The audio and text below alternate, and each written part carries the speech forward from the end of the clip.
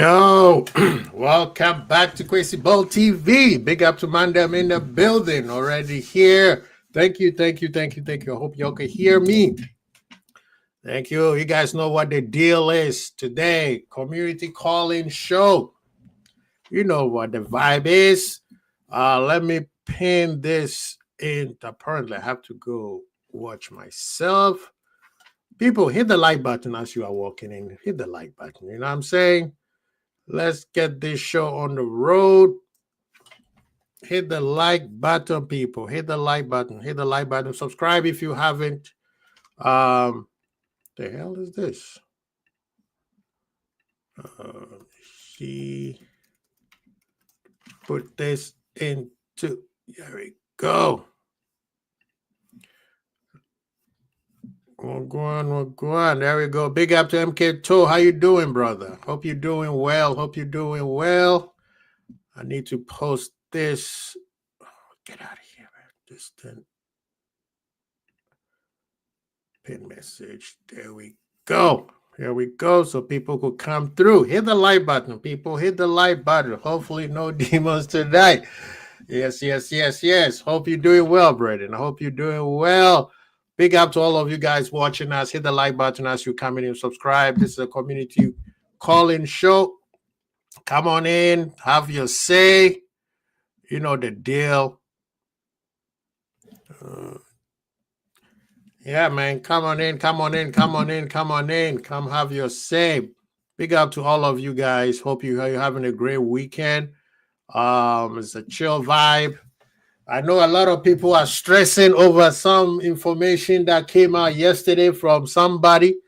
People, I don't know why yesterday. So didn't you guys watch the show yesterday? We gave you all the facts. The sources came through. We told you everything that you needed to know.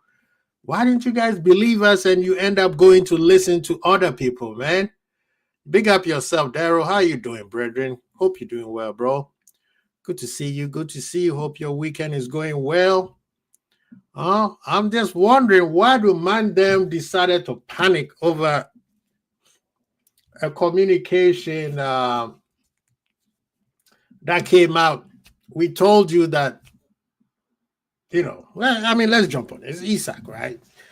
We all talked about it yesterday. We said the bid was rejected. We said what the Mandem, what's his name, Fab said. He said Liverpool will possibly come back. This thing, I don't know where this thing came from of Liverpool said they are not bidding again. Where did that come from? That makes no sense. Like, people, like, literally, think about it. This is how I'm processing it. A lot of you guys have said you want Darwin out. Tragically, we lost Jota. And we lost Diaz. Are you telling me Liverpool are going into the season with Gakpo, Ekitike, and Salah? And don't forget, Chiesa has been nowhere to be seen. So we're going with 3 strikers. Some of you guys already said Rio is not ready. We should not push Rio. We should not do this. Let's go get Fofana.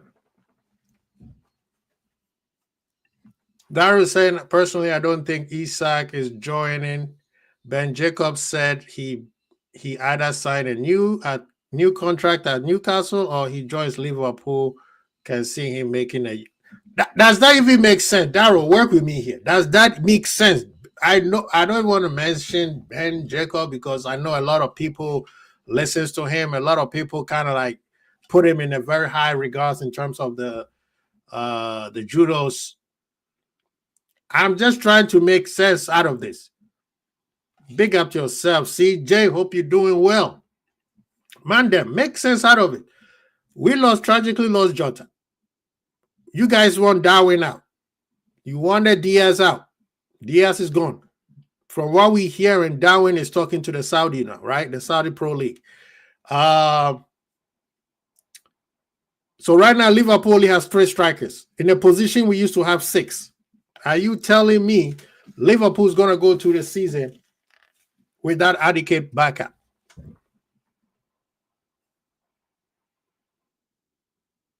I'm just trying to make sense out of it. Okay, let's just say Isak is not coming. Let's agree with you guys. You go back to Newcastle, whatever. Who else is Liverpool bringing in? Because we are down in the front line, we down 3 players. Not even thinking about a center back position. So I would like, I want people to come in, have your say. Let us know who else you think Liverpool's gonna go get. We need to stop having this. If you think Liverpool is the biggest club in the world and you were throwing a tantrum when Trent left to go to Real Madrid,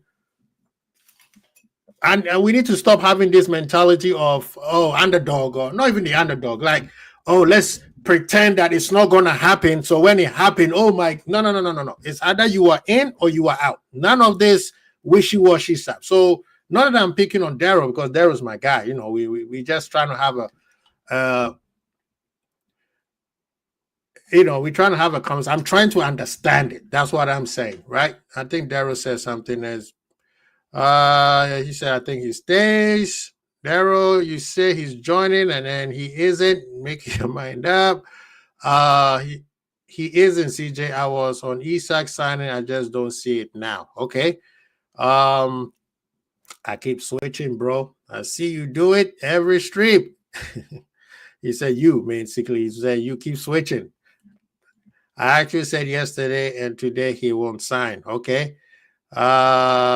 Returning to, okay. Big up to my brethren is in the building. Rasta, what go on? Rasta, we need you here. If you are available, let me know, man. Let me send you the link because you've been avoiding it. Yesterday, I saw you hiding at, what's the name? I saw you hiding at the Ensman's channel. I found you. I hear for this guy because he tell you about Isak. You wanted a bid, and we got a bid. He said, brother, you're not driving. We know you sitting at home right now, chilling, holding a cold brew, preferably rum with some Coke in it. You know what I mean? You're not driving. We know you are here watching. I told you, we found you in the streets. You were hiding on Ensman's streets. We saw you in there, man. But the bid was made. Now, are you happy? The bid was made, of course, officially made, and he said, I'm speeding. Brother, we need you home safe. We don't want you getting a ticket. All right? We don't want you getting a ticket. The bid was made officially rejected. 120. No, it's 110 with 10 million add-ons. So that, yeah, but it's always going to be Newcastle play until the signature is on the paper. So, but that's the thing, though. Newcastle having closed the door, right? Newcastle having closed the door. They said no because they want to get an adequate replacement. Right now, they are going ham for Sesko. Right, Sesko and then Manchester United throw in their bidding to delay this. I told you guys they don't have money. Their goal is to possibly have Haaland go the other way and have Sesko come the other way. I don't think Haaland want to go to Germany. I think he wants to stay in the Premier League. He wants to fight for his position. What works in Manchester United favor is, per rumors, I don't know if that's true.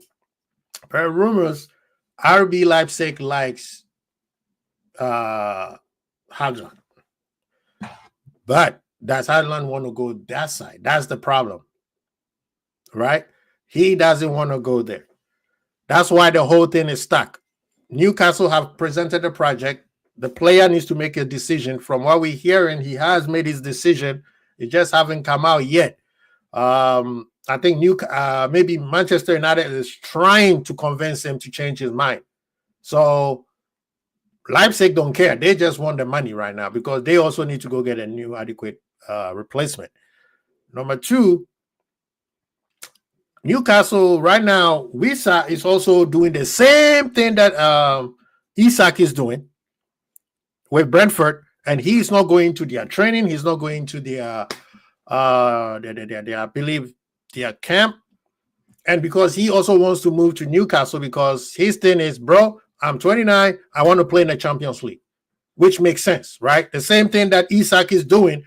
I'm at this age. I got 5 years in me. I need to win. And the best club for me to win anything major is Liverpool. So there's this tug of war going around that a lot of people are not paying attention. Then there's also the fact that there's also Aston Villa's player, what's his name, Watkins, who's also could possibly go to Newcastle. That Newcastle also have a possibility of getting Nico Jackson.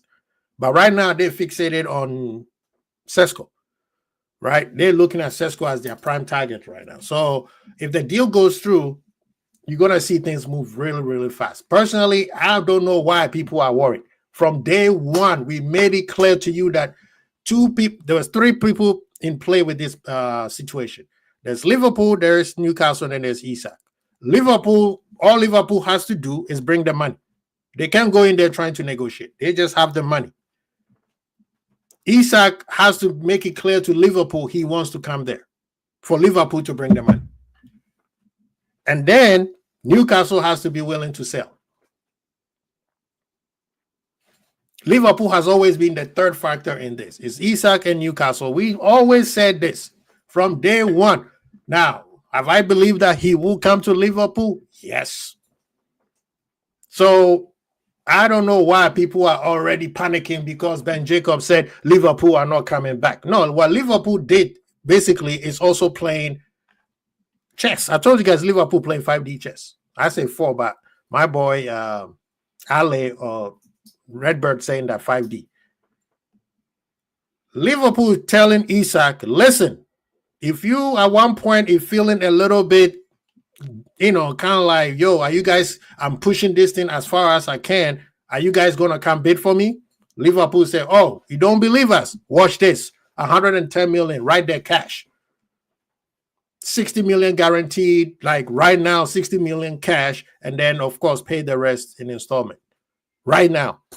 Here's the money. Newcastle, what are you saying? So now Isak is looking at it like, okay, they're serious. So the next step for Isak is to have an official transfer request where when usually a player does that, they don't make any money anymore. Like a player's transfer fee sometimes, I think, is built in their contract to it's obviously built up in their contract that they can make percentage of what their transfer fee is. So usually, majority of the time, players don't put in a transfer request because of that. 2, they don't do it because then it kind of make them look bad in front of the fans. The fans like you, and then at this point, he didn't go to training with them. He didn't go to the Asian preseason with them. At this point, he needs to put it in there. And Liverpool have shown Isak, we have the money and we will come after you. It wasn't all talk, right? And at this point, it's Newcastle's decision to say, okay, we're going to sell or not. But Newcastle not selling him if they don't have an adequate replacement. That was one of the reasons why everybody was like, if they get Ekitike, Liverpool's going to get him. They said no. They dragged their feet with Ekitike, Liverpool went and got Ekitike. They've been dragging their feet for so long, they don't have anybody else to get. Mbeumo didn't want to go there. Cunha didn't want to go there. Pedro didn't want to go there. The list goes on and on and on and on and on. So they also, a lot of people are praising them, but Newcastle are sweating right now because if it would have made sense if they were getting players in. They're not getting players in. The only player they've gotten what's his name? Elanga. And the other one is a goalkeeper on loan from Southampton.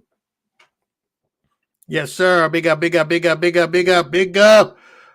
said the worry for me is nobody wants to go there. That's exactly what I'm saying, right? So it makes it hard on us to quote unquote get the player. But at this point, the player has made it clear, I don't want to play for them. If he goes back, he and his teammates are not in the same mindset. Fabricio says he hasn't made a decision yet. Who hasn't made a decision? Oh, Sesko. Yes, Sesko hasn't made a decision. Personally, I think he's leaning towards Newcastle, not just because I want Isak. I think he's leaning towards Newcastle, but Manchester is a big club, right? Manchester is a big club. So it's kind of like if Manchester comes back up, I'm already at the big club. I'm part of the people who made this club go back to where they are. So there's like that pool that Manchester United have. At the same time, you have Newcastle with a new project, Champions League.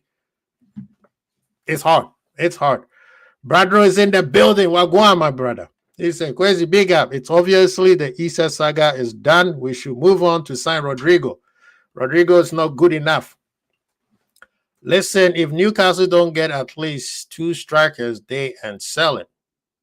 Well, they got Visa ready on. It's funny. They're doing the same thing to us, the same thing that Brentford is doing to them. So Brentford is probably saying, okay, cool. We will wait till we see how much money you get for Isak, and then we will give you the price.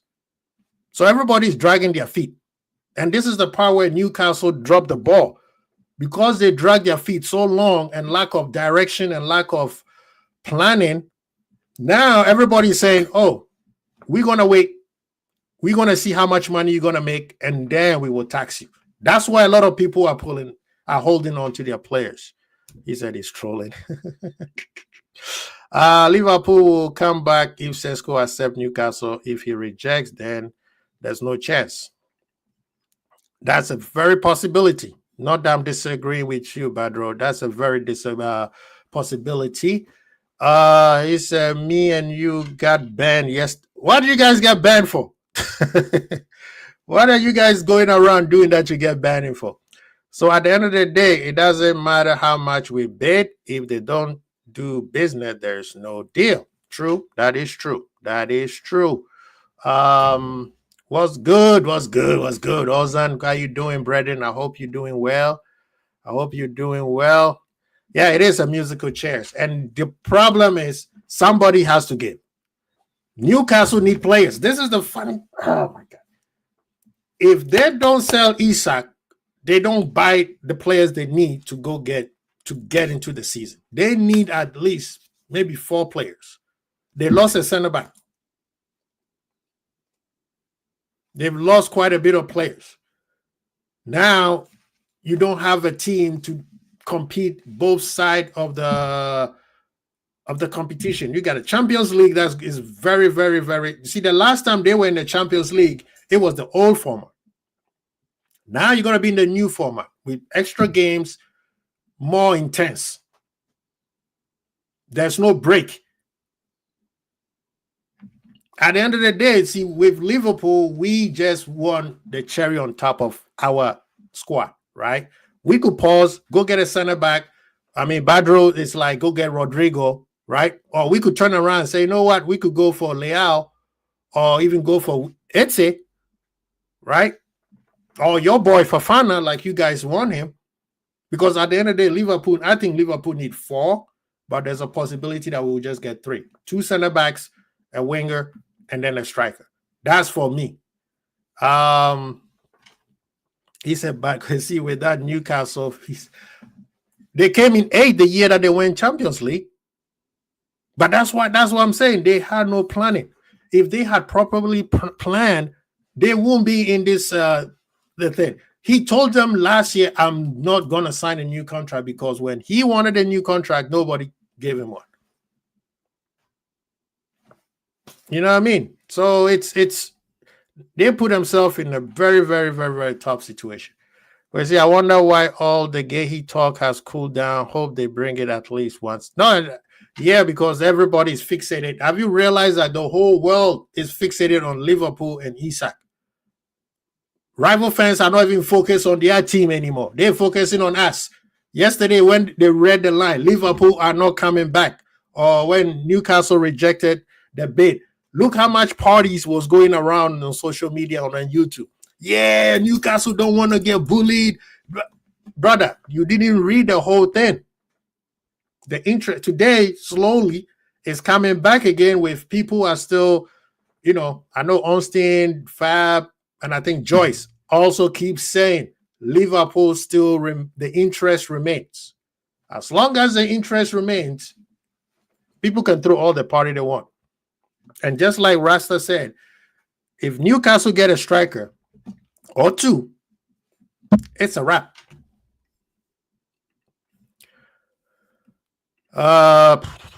They are scared about that. That's true.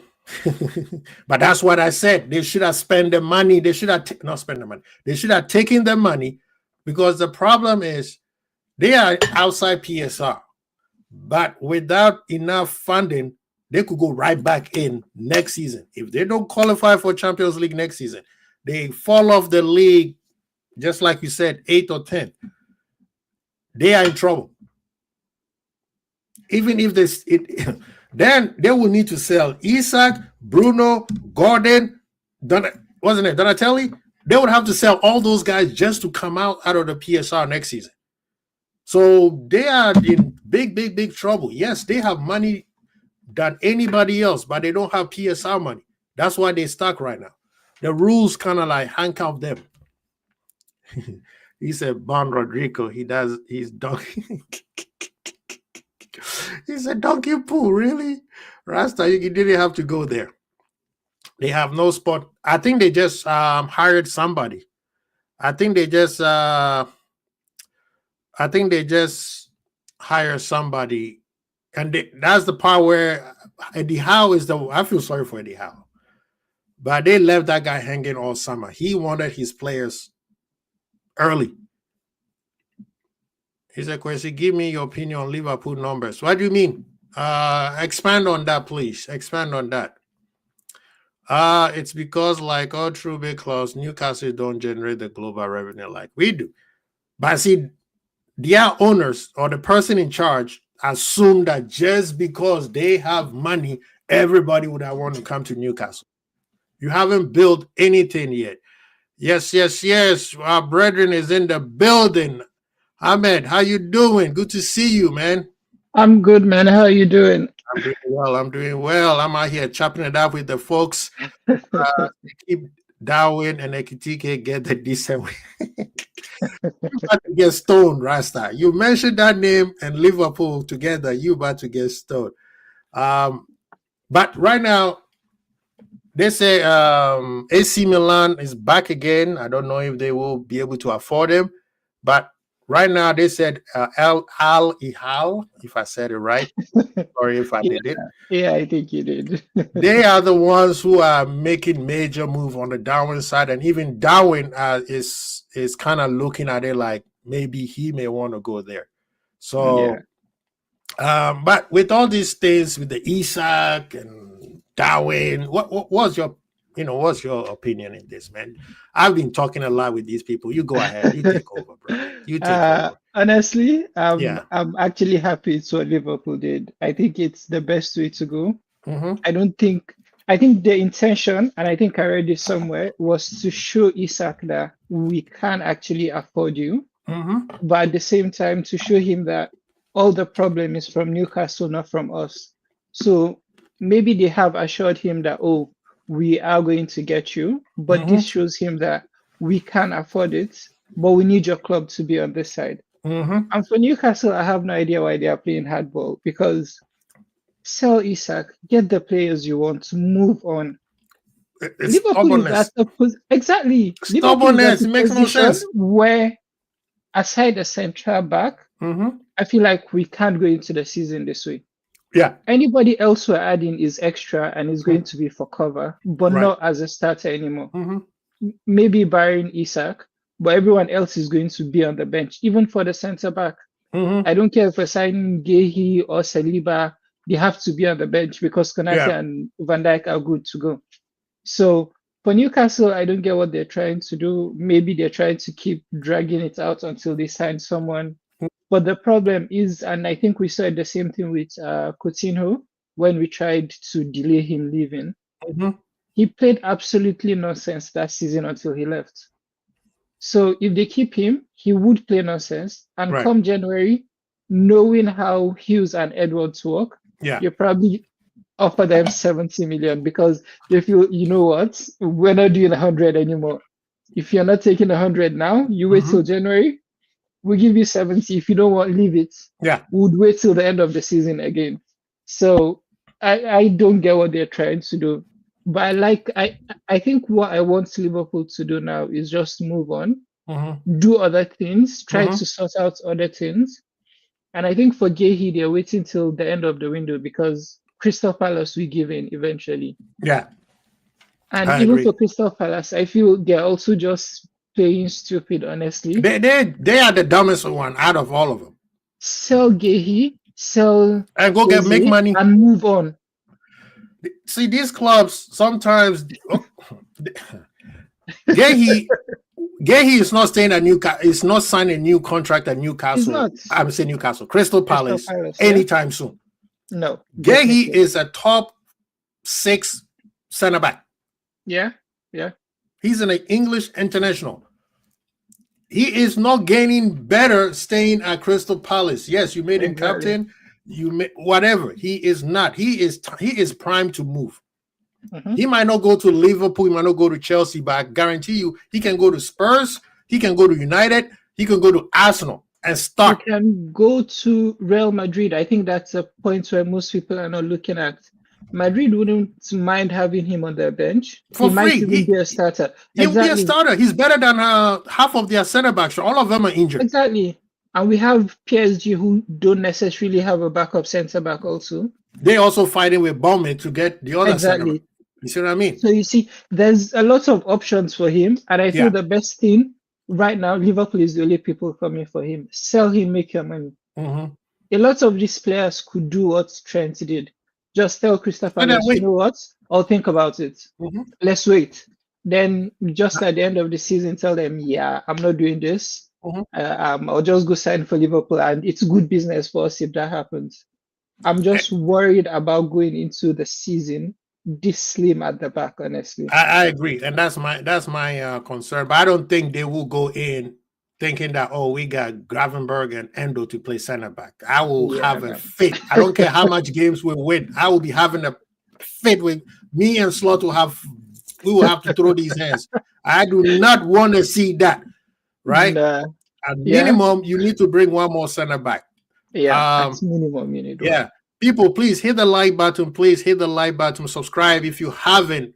Badro asked me a question. He said the t-shirt, my opinion on the t-shirts, the squad kit, the numbers. I like it. I mean, some of them were obvious. We knew Vert was going to get the number 7. I'm waiting for Rio's number. What's his name? Trey got his number from he's coming down. Eventually he'll probably get to the singles. He was in the 90s, now he's at 42. So I like the pettiness from Bradley also. I like how Bradley number 12. Oh, you see that? You see that? You know, 12 and 12. Let's do it. I see your game. I see your kung fu, Ahmed. I see your kung fu. I think he picked that number on purpose, right? Yeah. And then check this out. Ekitike is what? Number 22. 22, yeah. This brother, whether he goes left or right, is the same thing, right? Ekitike, if you spell it backwards, it says Ekitike. Yeah, I think I saw that too. Yeah. If you go 22, you go backwards. Anyway, you go backwards, it's still 22, yeah. I'm telling you, man, these guys had everything planned. But the numbers had, and I think Frimpong is his number from I think Leipzig. 30, he likes that 30 number. I don't know why. But those numbers are legit. I think, of course, number 10 is locked down, 8 locked down. But guess what? Ekitike didn't take 14 or 9. No, I don't think. I think 14 is still going to keep waiting for Isak for whenever he decides to come. I mean, number 9 is already taken. Number 9 is still taken by. I think Liverpool doesn't do that pettiness of giving someone else your number just because you're leaving. Because if you see the whole number thing, I think the only reason why they delayed it was for Vert and Diaz. They didn't want to have to take Diaz's number off his back while he was still at Liverpool. Right. And the moment he left, he just said, just take it. So I think even for Darwin, we might still see Ekitike get number 9 if he wants it when Darwin leaves. Yeah. But I don't think they'll do it right now and just take off his number. I don't think it's something we'll do. I mean, that's the nicest way of saying that that's how professional Liverpool is.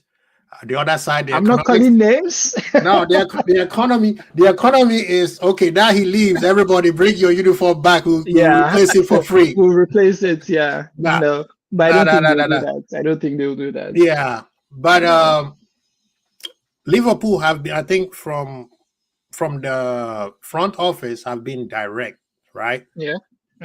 They I think they've told all the players that needs to go. You have to go. Yeah, you're leaving. They haven't said, "Oh, let's make a no." Nunes, you could tell they already told Nunes, brother, you're not staying. Oh, 100%. Elliot, you know what I mean? Earlier they told him. Diaz knew. I mean, he was also pushing to leave. And guess what? We're still making money. Tyler Morton is going to Lyon. That's a lot of money for a player who never played in the BPL. For 2 appearances. And then the Axel was spending crazy money. You see what I mean? This is exactly why. This is why. Because no, I mean, with the Newcastle thing, hey, it's cool. Yeah. The more you hold us, the more we keep raising funds to buy this thing. Next time we come in with a lot of cash. No, but that's the thing. I think the longer they keep delaying it, the more it plays into our hands. I feel Liverpool can survive up until December when Salah leaves to get Isak if they want to. If they decide to play the long game, I think we're still quite okay. Yeah. Maybe get a winger, get a Leao. Leao can also play as the 9 if he wants to. Yeah. So we still have that option if we get someone like a Leao and it helps the team. So just move on. Let them have Isak for however long they feel they want to. Yeah. But yeah. I mean, I don't know. The thing is, some Liverpool fans are panic city. They're giving up. Ben Jacob became like the biggest journalist all of a sudden yesterday because of what he said. And that's because the rival fans are happy. Yes, Newcastle have muscles. They don't want to get bullied. And then they didn't read what Fabrizio said at the beginning. Fabrizio, when he said it was rejected, he said, right now it's up to Newcastle to tell Liverpool if they want to come. Liverpool never said we are not coming back. There's nowhere any Liverpool journalist said Liverpool has said we're not coming back. They just said. But Kwasi, it's normal business. There's no way you go to a shop and say, "Oh, I want this shirt," and they say it's not for sale. Yeah. And then you say, "Oh, I'm offering more money." It doesn't make sense. You just simply tell them, "Okay, you know what? When you're ready to sell, let me know. I have money to buy. Yeah. So when you're ready to sell, let me know." And that's what Liverpool are doing. Because what's the point of saying, "Oh, we're offering 200 million," if we know you're going to say no? That's true. And that's true. Liverpool had to show Newcastle and Isak that we mean business. Yeah. Because nobody's coming. Right? Newcastle would have loved if there was another 2 more clubs coming in and say bid so that we can have a bidding war. Yeah. And Isak also have told everybody, don't waste your time. I'm going to just Liverpool. I want. Yeah. So it's just right now it's just a winning game. Newcastle get their player, Isak will push it out. I mean, this is the same thing Coutinho did. Yeah. He left, he want to come back, he showed up. Next thing he's gone. Hassan Bone said, "Yo, where's Isak at? He's where he's at." I think he's back at Newcastle. I think I saw that's what they say. They say he's coming back to Newcastle. So now everybody's like, "Oh, then no, he's not going back to Newcastle." He said, "Layout." Big up to Abdulaziz in the building. Oh, go on, brethren. Good to see you. Good to see you. Good to see you. There's a Rasta don't want to hear anybody's name except Fofana. He said, "Leo, no thanks. Give Anthony Gordon instead." Jesus. Nah. He said, "Leo is Adama 2.0. Unbelievable." Well, he cooked us in that game. People forget, huh? Oh, that's crazy, man. Well, to be fair, he was defending against Stevenson, so maybe there's something there. No, but the reason I want someone like Leao is the speed, honestly. I need someone with speed up front. Gakpo is not fast. I think I've seen a few clips of Ekitike and he looks fast, but we know Salah is slowing down right now. Not as slow as most people, but for his own standard, he is slow. And if we have Liao just for his pace, even without the numbers, it would make a difference to our front line. It would help with counter attacks, which was what we had with Diaz last season. Yeah. Even when he finished, because of his speed, there are always opportunities there to score. So Slot does like the quick fullbacks. He does like the really fast running up and down, run up and down exactly. like that. Yeah. So it makes sense. I don't mind Liao. He's a good player. I don't mind him. Rasta wants this. He just wants Fofana. So I don't want. People are telling me Fofana is good in. Well, we will talk about it. One quick second. You said, "Yo, Kwesi, do you rate Usman Diomande?" I rate him. I do. I think he's just like another Konate. Of course, Konate is a little bit better than him, but Diamante will have to learn how to read the game better. Physically, he played in a back three, so you got to be wary about that. Exactly. He played in a back three system, so yeah. Yeah, he is. But I could see us doing a 360 to go back for him. Who, Diamante? If the whole Crystal Palace keep doing what nonsense they're doing, yeah. I don't know. I feel like we're not sitting on the table with Palace. If we have, I think we would have came with an agreement. The thing is, we're putting the Palace and Gay thing on pause, and we're focused on Isak. That's what I'm seeing. What's going on right now? So once the Isak thing gets sorted out, then we're gonna go to Gay. Me, I feel like the Isak thing is gonna go all the way up to the end of the window. So get Gay done now. You know what I'm saying? You see, one thing I've noticed with Liverpool this season is we haven't gone in for any player blindly. There's almost this talk with the club of, if you're ready to sell, we are ready to buy. And it's why once you hear the news break out, it might take a while, but once the business starts, it finishes almost immediately.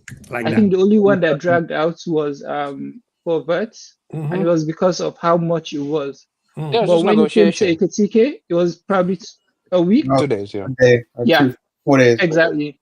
Same thing with Kerkez. We knew he was coming. The moment you put the bid in, it was same thing with Frimpong. So I feel even with Crystal Palace, they've probably told them, when you're ready to sit and talk, we're ready. But for now, hold your player. We don't mind. I think Liverpool are willing to wait until Palace. Because I think there's that. They were asking. They were asking. I mean, Arsenal and Bones and Rasta was asking. So the boy Fazzi just showed them, said that there he is. So I just want. Don't worry, we'll give a real one. Don't worry about this, bro. We'll get a real one. Don't worry, we'll get a real one. Yeah, you don't need to do all that, bro. Newcastle, we have a trust in Newcastle to get a replacement. Don't worry, Jurgen Klopp is working double time to make this thing happen. Big up to you, Raj, man. Welcome back, man. How you doing, brother? Big up the panel. Big up the chat. How is everyone today? I mean, all is well, man. All is well. Big up, all good, man. Yeah, man. Everybody's in panic mode with Isak. I don't know. I don't get the panic, bro. What's the panic? I mean, why not? Like worst case scenario, we don't get him. What will we do? I don't think panic shouldn't be here yet. So I'll be worried if, let's say, we get to the next 2 weeks, we'll get no news. Let's say next 2 weeks there's no movement. I'll be worried. But by next week, I reckon you should see the big going. Because I think Newcastle will get a replacement in. That's what needs to happen first before anything. And that's what I'm saying. That's why I'm calm. I know I don't trust Newcastle 100%, but I reckon they should get someone in. They should. I mean, they have to. So I reckon Newcastle. We're just waiting on Newcastle. They have to get someone in. I know I'm in Sesko because it'd be perfect for Isak replacement. Hopefully they do. But I'm calm. I'm not worried yet. And if we don't get Isak, and we have to imagine that, I'm sure there's a Liverpool another plan set. And I trust our data team. I trust our board to have a backup plan. Because we're not stupid, bro. There's a world Isak stays. We're not going to deny that, are we? Isak might stay at Newcastle. There's a world that happens. So I'm sure we'll have a plan in set if we don't get Isak. So I'm not worried. Even if we don't get Isak, we'll get a Rodrigo if alternative. But I'm not worried. I don't know about. Nothing's changed. Let's be honest. Nothing's really changed. Newcastle get a replacement and we'll be right after that. So I'm not worried yet. I understand why people are panicking, but then I just don't think there's worry to panic right now. As it stands, could change tomorrow where Isaac may sign a new contract. What's concerned that? But I'm not worried yet. Like, Yeah. Okay, I got a question for you guys. Yes, if sir. We get, let's say, in my opinion, I don't think Rodrigo's leaving Madrid. Yeah, That's just my opinion. Yeah, because like he will sit in that bench. I'll tell you right now, bro. He will sit in that bench. Rodrigo's not that guy. What's happening there? Oh, this is big news, by the way. That's big news. Yeah. So a lot of you guys said that this is gonna drag on, right? Yeah. This thing is like a house of cards. If Newcastle get everything the way they want to get it, things gonna move so fast. I don't know if you guys can read it, but this is Ben Jacob. I've seen this already. This is Ben Jacob saying now Brentford have decided that they want Wissa to go. So where's the money coming from? I'm just saying. My worry is look at the thing after they need a striker replacement. So we have to rely on Brentford to find a. Bro, this could be a long one. This could be a long one. I can't. This one needs to get done for us in order for us to accelerate for Isaac. I don't think this one needs to get done. But check this out though. Check this out. This thing, the thing is the players that they want don't want to go there. That's the problem. Vista does. That's the problem. You know what I'm saying? Like they can't get players, and we can't get, and because of that, they might hold on to him for another year, and that might be the issue here. You know what I'm saying? Like people do need to know that could be a possibility. You know what I'm saying? Yeah. Yeah. I mean, Vista wants to go there. It's just Sesko. Sesko wants United, so that's my only worry. Yeah. But fine, if they don't get Sesko, Chelsea's ready to sell. What's the name? Jackson. Yeah, but that won't appease the fans. You know what I'm saying? Watkins would be Watkins is also see, Jackson and Watkins, they won Champions League, right? You know Watkins is good. Watkins is good for him because then he can play for England. Yeah. Yep. You know the crazy thing is, where would they get the Sesko money from? That's and what I'm wondering.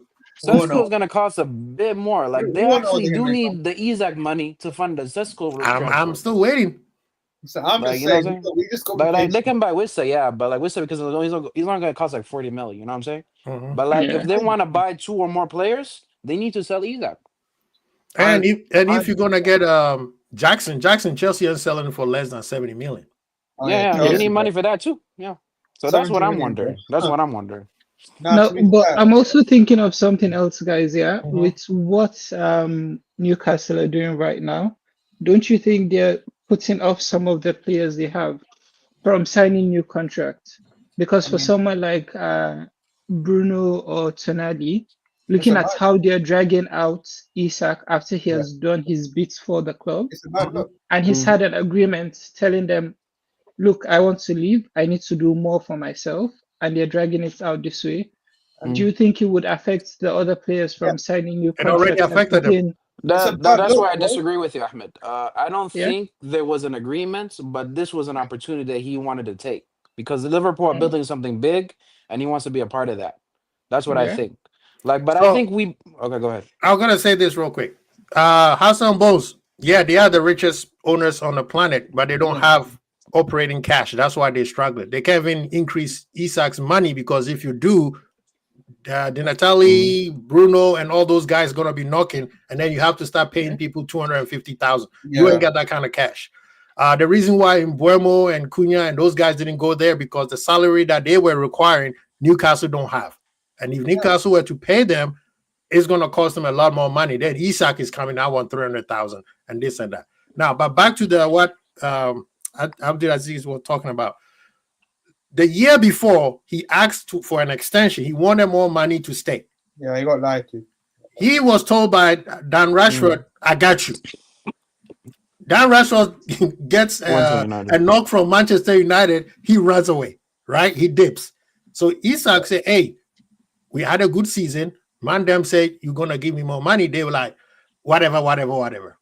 He doesn't say anything. He balls out last season. He wins them a trophy. They qualify for Champions League. And then at the end, he told them, I'm not signing any more contract, which was too late because they should have given him the money the year before, right? They didn't give it to him. So he said, I want to leave. Now they're stuck. But the thing is, this is the part where people don't get. Newcastle didn't have a director of football for almost 18 months. Yeah.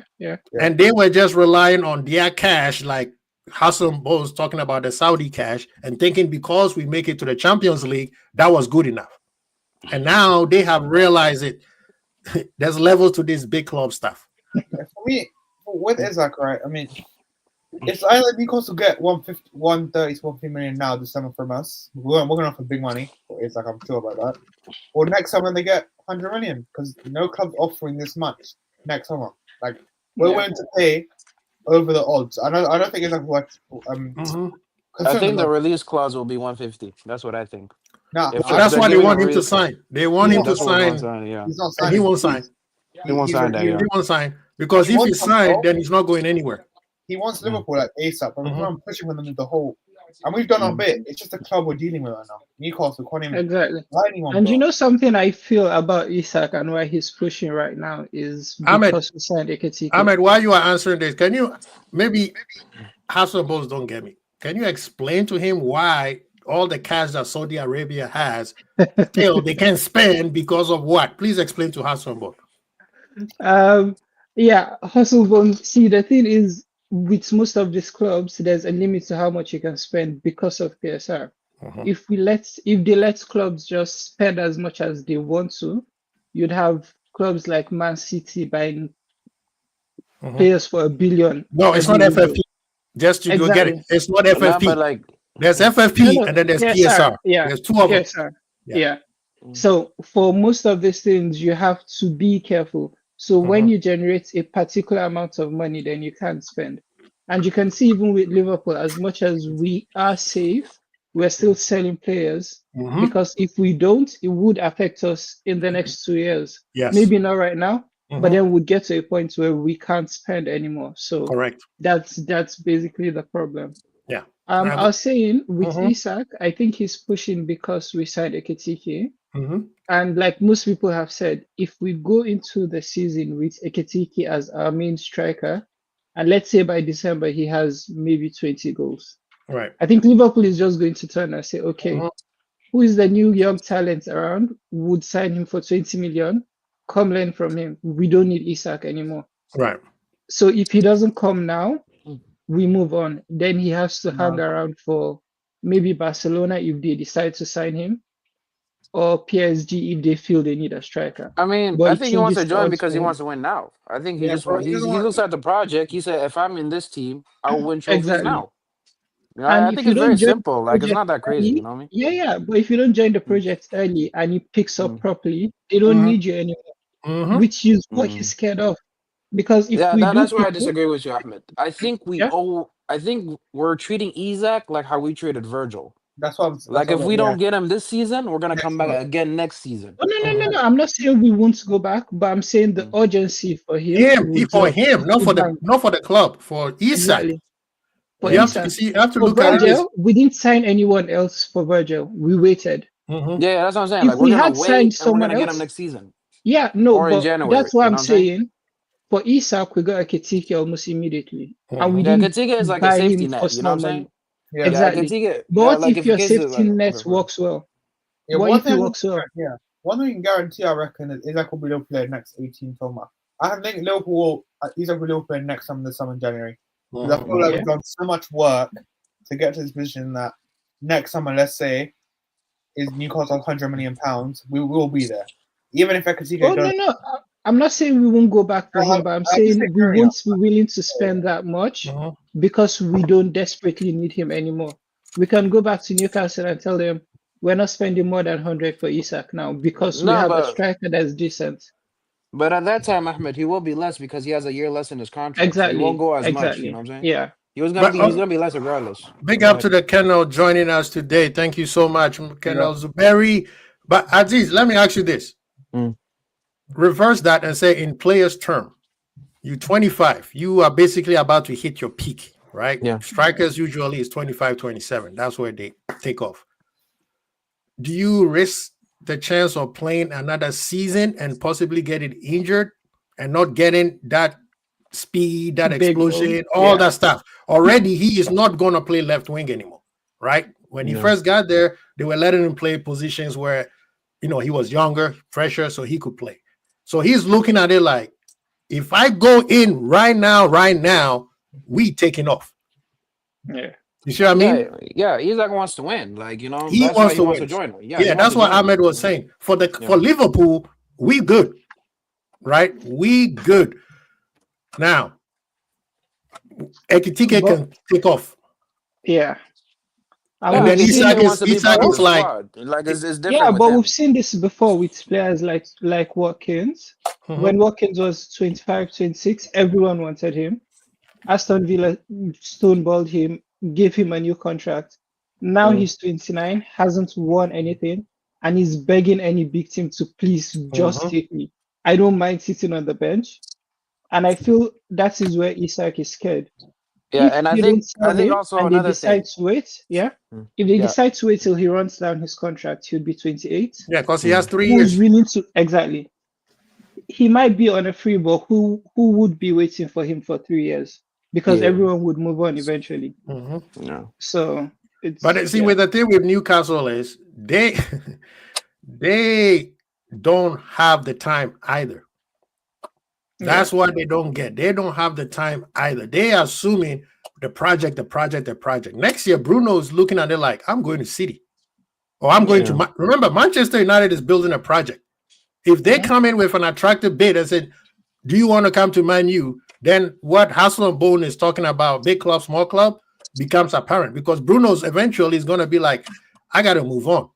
I want a big club. He plays for Bruno... Brazil, right? Yeah, he's in the national team. So the project that Newcastle, remember, project doesn't mean it's going to work. It's going to incrementally work. Some project falls and then restart again. Exactly. Up and down. Yeah. So players are looking at it like, I'm not going to waste my best years still trying to build this project. And he's looking at it like, this is my prime. Liverpool, we Gucci.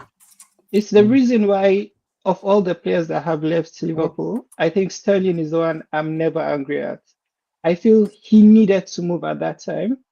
We weren't having a clear picture of what we were doing next. Yes, as fans, we would have wanted him to stay. But if we're being honest with ourselves, what was Liverpool doing at that time? We're trying to get back to Champions League. City were dominating the league already. If he had waited, he would be 29, maybe with 2 Premier Leagues under his belt. But then he won more with City because he went there at the right time. Sterling, so Sterling went at the right time. You have to move when you have to move. If you delay it, clubs move on, which is what I'm just saying with Isak. Same thing with eventually. Same thing with what's his name? Suarez, as despicable person as he was. Yes. Even Torres. We were begging for him to stay just half a season. Just stay half a season. Let's see what you and Suarez dynamic. They have to be selfish. Because they have to be selfish. Yeah. And as good as they are, I feel every player is one big injury away from never playing football again. Just one big injury and you're gone. And let me even give you an example. Lots of us were scared with Virgil when he went off against Everton. I remember telling my friend, I said, this might be the end of Virgil. As good as he is, this might be it. So it can be something as small as that and you're gone. Yeah. And then guess what right now, people? Yeah. Diaz just got a big knock where the cameras were looking at him because he was limping all over the place. Yeah. Bayern is playing today. He only played like 5 minutes or something like that, right? He got a knock where he told he got a bad knock. That no, he's good, which is worrisome, right? Can you imagine we were playing Yokohama and then this was happening? Liverpool Edwards would be like, God, you know what I mean? So it does happen. But kind of welcome in. This Hassel-Bone, do you want to take this question, Kennel? I mean, yesterday, I guess he didn't watch what you said yesterday, but if you would like to take this, like you said, you don't care, you just want to win.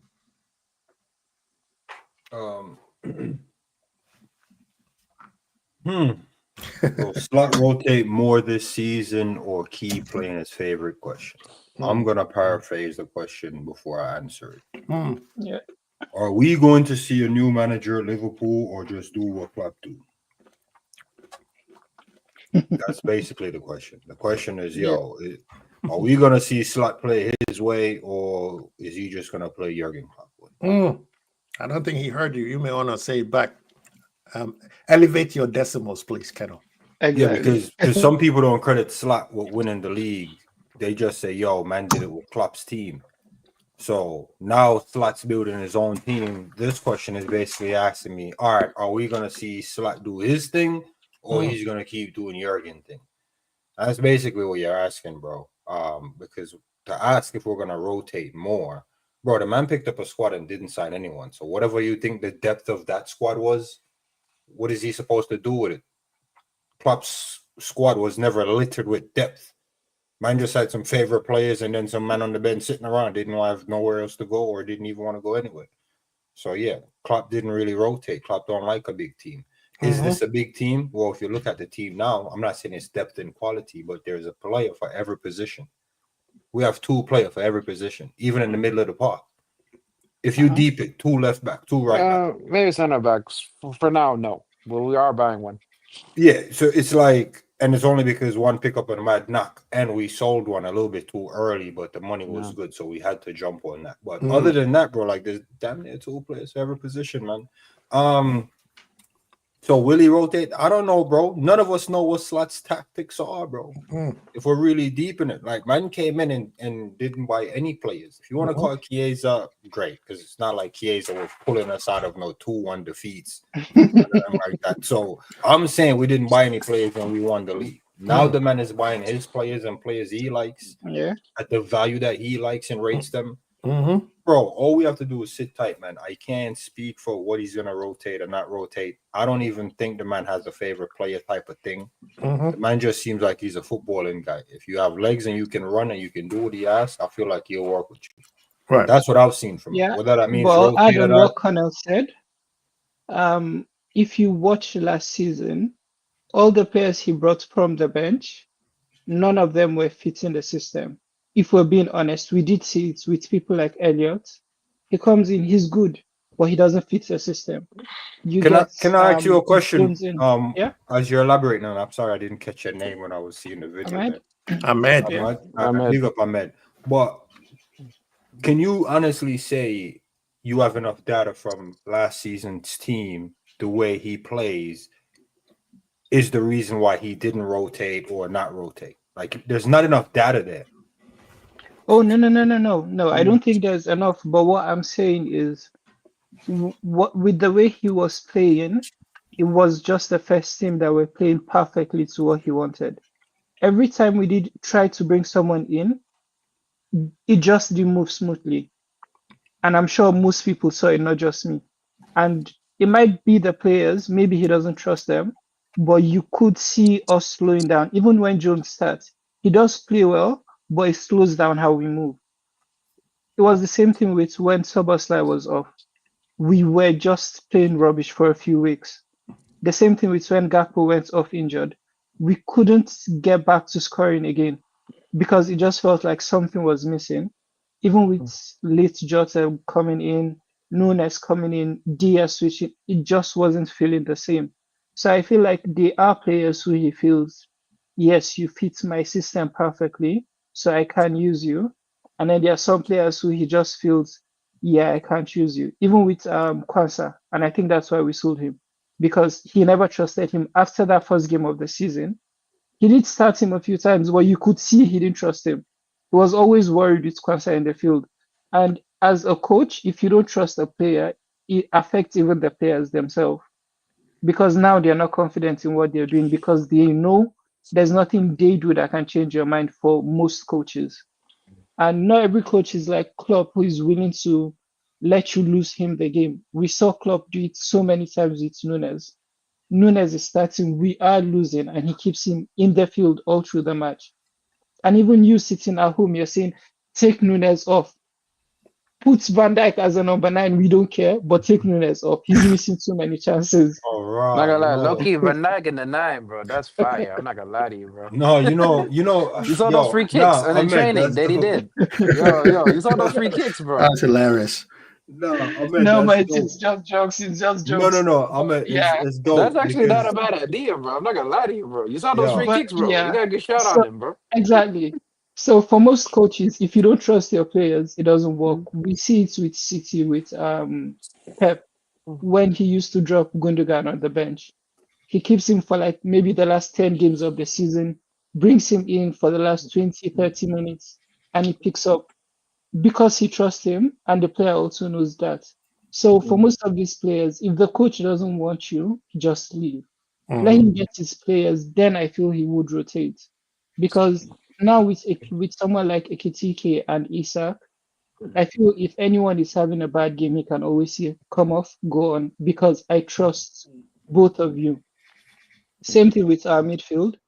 I feel he can't take Vert out some games and say, I need more legs. Let Szoboszlai start. I can have you come in and kill the game later.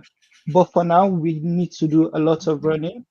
So, yeah, just for most of these things, I feel when he has his own squad, when he's done rebuilding the squad, because I don't think this is the end for Slot. I think next season he's still going to take out some players again and bring in some new players.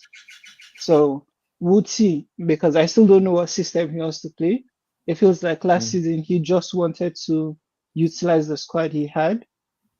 Aside maybe the first 5 games where we saw a different pattern, towards the middle of the season, we were just playing clock ball. So I feel he still needs time to get his message across. Yeah, I agree with you. Like, he just kind of did whatever he could just to win the league. That's kind of what it looked like to me. Like, he didn't like play a clear style. He didn't do anything. Like, you see, like, we're 1-0 up, 2-0 up. You bring in Endo, kill off the game. You know what I'm saying? Like, he was just going in with that pattern, basically. Like, he just did whatever it took in that game to win it so we can get the 3 points and then keep it going until we eventually won the league. Like, we didn't, like, play full club ball, you know, slot ball, yeah. We didn't play that. So, like, you know, like, that was kind of the idea from last season. I think this upcoming season is going to be very interesting because we're going to see a completely different style of what we did last season because of the players that we brought in and the signings that we have made. But like, I think fans should relax a little bit because it's not going to click right away. It's going to take some time. Like, you know, I don't want to like people to like rush and say, oh my God, Verts is not playing very well, or this guy not playing very well, that guy not playing well. Everything takes time, you know what I'm saying? Especially the same thing with the manager. Like, you're not going to see full slot ball until he eventually gets his players and they get used to his style. That's kind of how it is. But yeah. Oh, I think I understand the question now. You know, I might have jumped the gun. I think the question really comes down to: is man gonna try to implement his style of football, or just do whatever it takes to win the 3 points? Now that I'm deep in last season, I was falling asleep at 2-0. I already know. Like, it was done. He wasn't going for 4-0. He wasn't here for man's hat trick. Whatever it takes to win the game, he was on that. And I think I think fans basically just probably want to be entertained. And they're like, yo, are we going to be playing entertaining football or just doing whatever it takes to win? Like, should we be closing out a game against whoever just got promoted 1-0, or should we just trying to slap them man with some sexy football? Because I do want the sexy football. Of course, I had my energy yesterday. I was telling you, yo, bring me the sexy football. I'm going to be honest, bro. We're going sexy football and losing 5-4. Yo, pack that in. Yeah. Go back to pack that in. Yo, if you try, if we lose 2 games, 5-4, big man, pack it in, go up 2-0, bring me Endo, seal us. Lock it in. You know what I'm trying to say? Because in the grand scheme of thing, like the Jose Mourinho Park the bus mentality, bro, if you come in the first season and you didn't have a lot of room to exercise your tactics, you just won in there, got 3 points, got out, and you won the league. Listen, big man, I don't care about your 400 million, 500 million that you spend. Do that again. Run that again. Because it works. Like, why rip up something that works? Like, that should still be the mentality. Go in there. Try this, which is my quote-unquote slot ball, whatever that is. Try this. But, bro, the minute you ain't seen that working, pull that back. Yo. Do the signal. Give me the old school. Yo, when you see, Kobe with the ISO, give me the ISO. Go get the points, bring it back. And to be fair, like, that's just what we need to do, really, man. Like, we don't need to be playing no sexy football. I mean, try it. By all means, try it. Show me what you as a manager would do. But the minute you see 65 minutes, we're still down 1-0. Do whatever it takes. Get the points and bring it back. Because that worked. Or went under the radar, just grabbing points. Endo comes in, closes it out, and we're good. You never the scene that Jamie brought. Every time Endo comes in, there's like the crowd of people just cheering. Exactly, because they already know. Yeah, they already know. Yeah, we're closing. I'm still going to reference City again because we saw them do it for so many years. Towards the end of the season, the ball is not sweet. You watch City, you know this is not them. They just go 1-0, 2-1, and they're done. They're not trying to score more. They're not trying to get flary. It's just we have to win the league. We need to win 20 matches in a row. We are not trying to play any sexy football. If we get the matches where De Bruyne is on his day and he wants to ping passes, and we can't try that, sure. But for most matches, you could see he just wanted to win. And was why most of the late winners shows that as well, because they'll go into the game with the tactics. It ain't working. Lock it up. Just score one goal and we're done. And like his subs always worked out because he changes the tactics while he brings in his subs to change the game. Yeah. Because you notice they'll do like 5 or 6 passes in the opposition box in the early part of the game. What's the ending stage of the game? 1-2 pass score. And that's how they'll do a lot of their comeback, because man is just like, yo, my tactics. We're not trying to play sexy. Get the point. Like even the preseason game, if you guys notice. Which one? He blows a whistle and then everybody. But you know the thing with Slot is, if you remember when he lost to Forest, that's when he changed. He decided not to go with what he lost his mind. He lost his mind. He's like, you know what? Let's just do what these guys are comfortable. 5-10 matches, he always referenced Forest in every interview. They said, he hates losing, by the way. This way about Forest. No, but he enjoyed losing at the end of the season because he was just having fun. When he won the league, you could see it. He was just having fun. I think there was a match where I don't think that was the manager. I think the players were just on the beach the whole time, every single game. Like nobody cared. No, but there was a match where losing, and they showed Slot, and he was just smiling and chatting, and I was like, yeah, if this was the middle of the season, this man would be sitting anywhere near the bench. But towards that time, and I like the fact that he does that, especially for last season, telling the players, you know what, we've won the league. If you can win, but calm down. No, we don't need any big injuries. Exactly. We don't need any big injuries. We don't need you to run yourself down. Just calm down. It's done.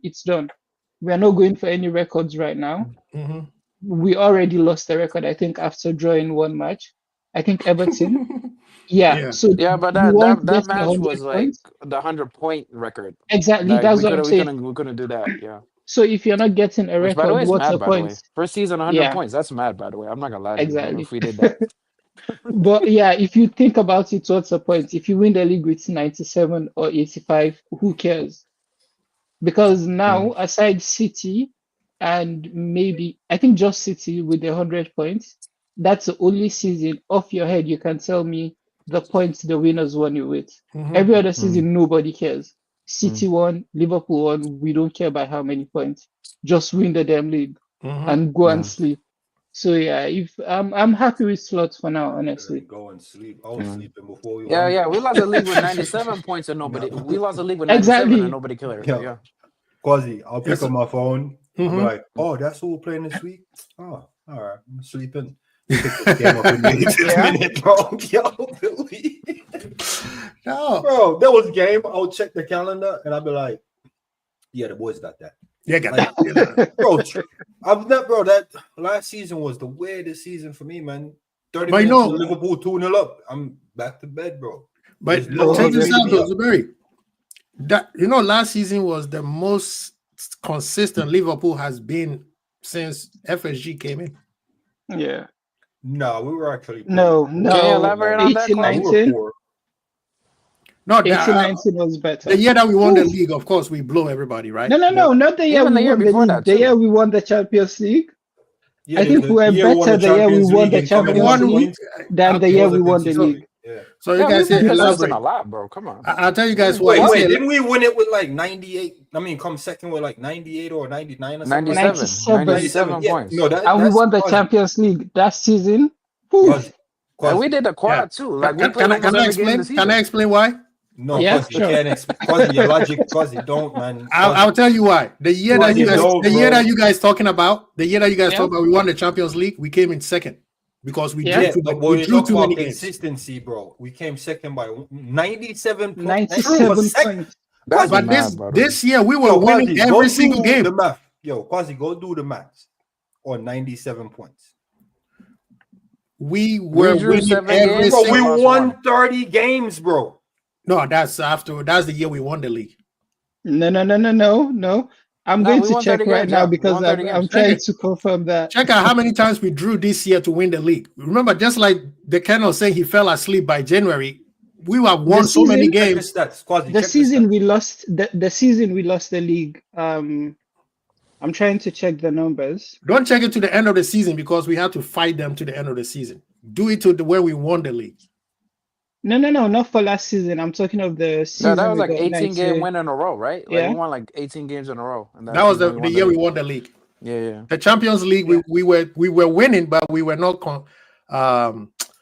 We were drawing a lot. We drew a lot. That's why City pipped us because City lost more games than we did and still won the league. The season you're talking about, the season we won the Champions League, we won 30 games out of 38. Lost one game, drew 7 games. Wait right there. Quasi. I don't think you're understanding what I'm saying to you. There's 38 games in the season. And you win 30. And we won 30. And still came in second. What Quasi, kind of I don't care what period of the season you're talking about. I don't, bro. There's 38 games and you win 30 and come second.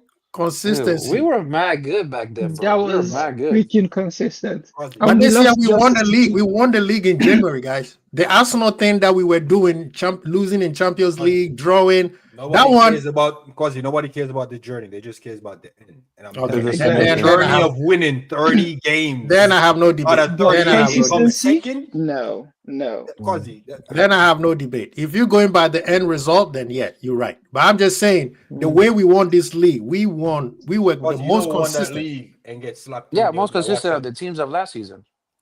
What's that? I would say that we're more consistent of the. We are more consistent than last season because the year that the reason why Liverpool could not win most leagues is because we were drawing too much. That was always our problem. We drew too much last season too, but like Arsenal were just so awful. Kwasi, can I give you a stat? We won 30 games, drew 7 and lost 1. Connor, let me just give Kwasi a funny stat, yeah? That's mad, bro. I'm not gonna lie to you. That was 6-7 years ago.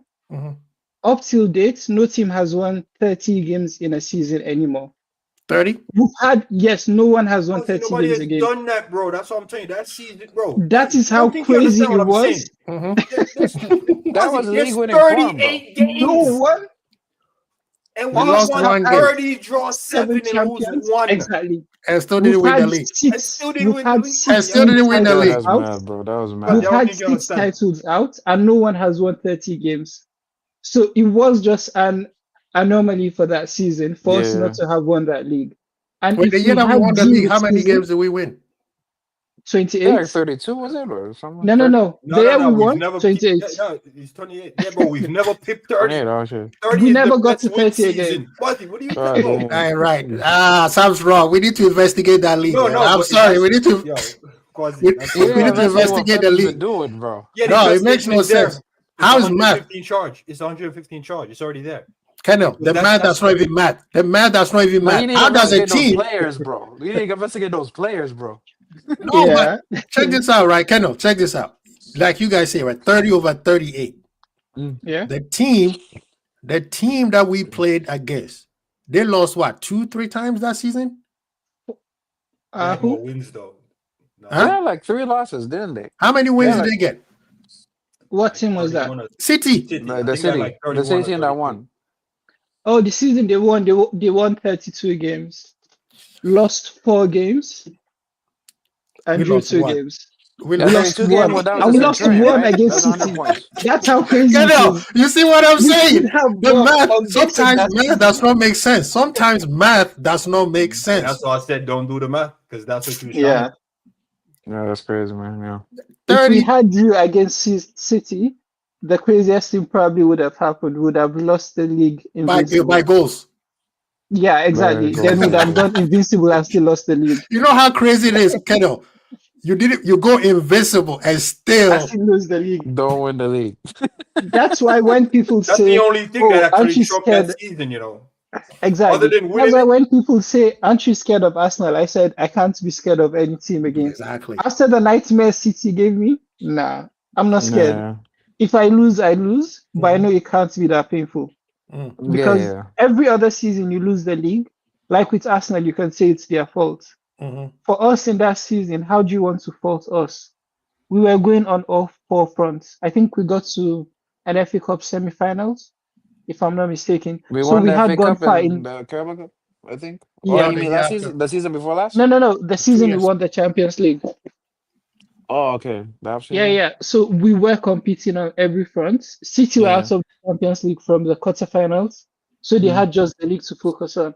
So you can't say we did bad. We had no choice. See, this is a part where EPL, sometimes I feel like they missed the mark. They should have marketed that two clubs that season so hard. Yeah. Said, we got two clubs going basically, one is basically invincible. Yeah. They just happen to fumble one time. Yeah. And they go in and win one of the biggest trophies, and the other one wins the we league. did win it Yeah. the following season, so they did market it, to be fair. Yeah.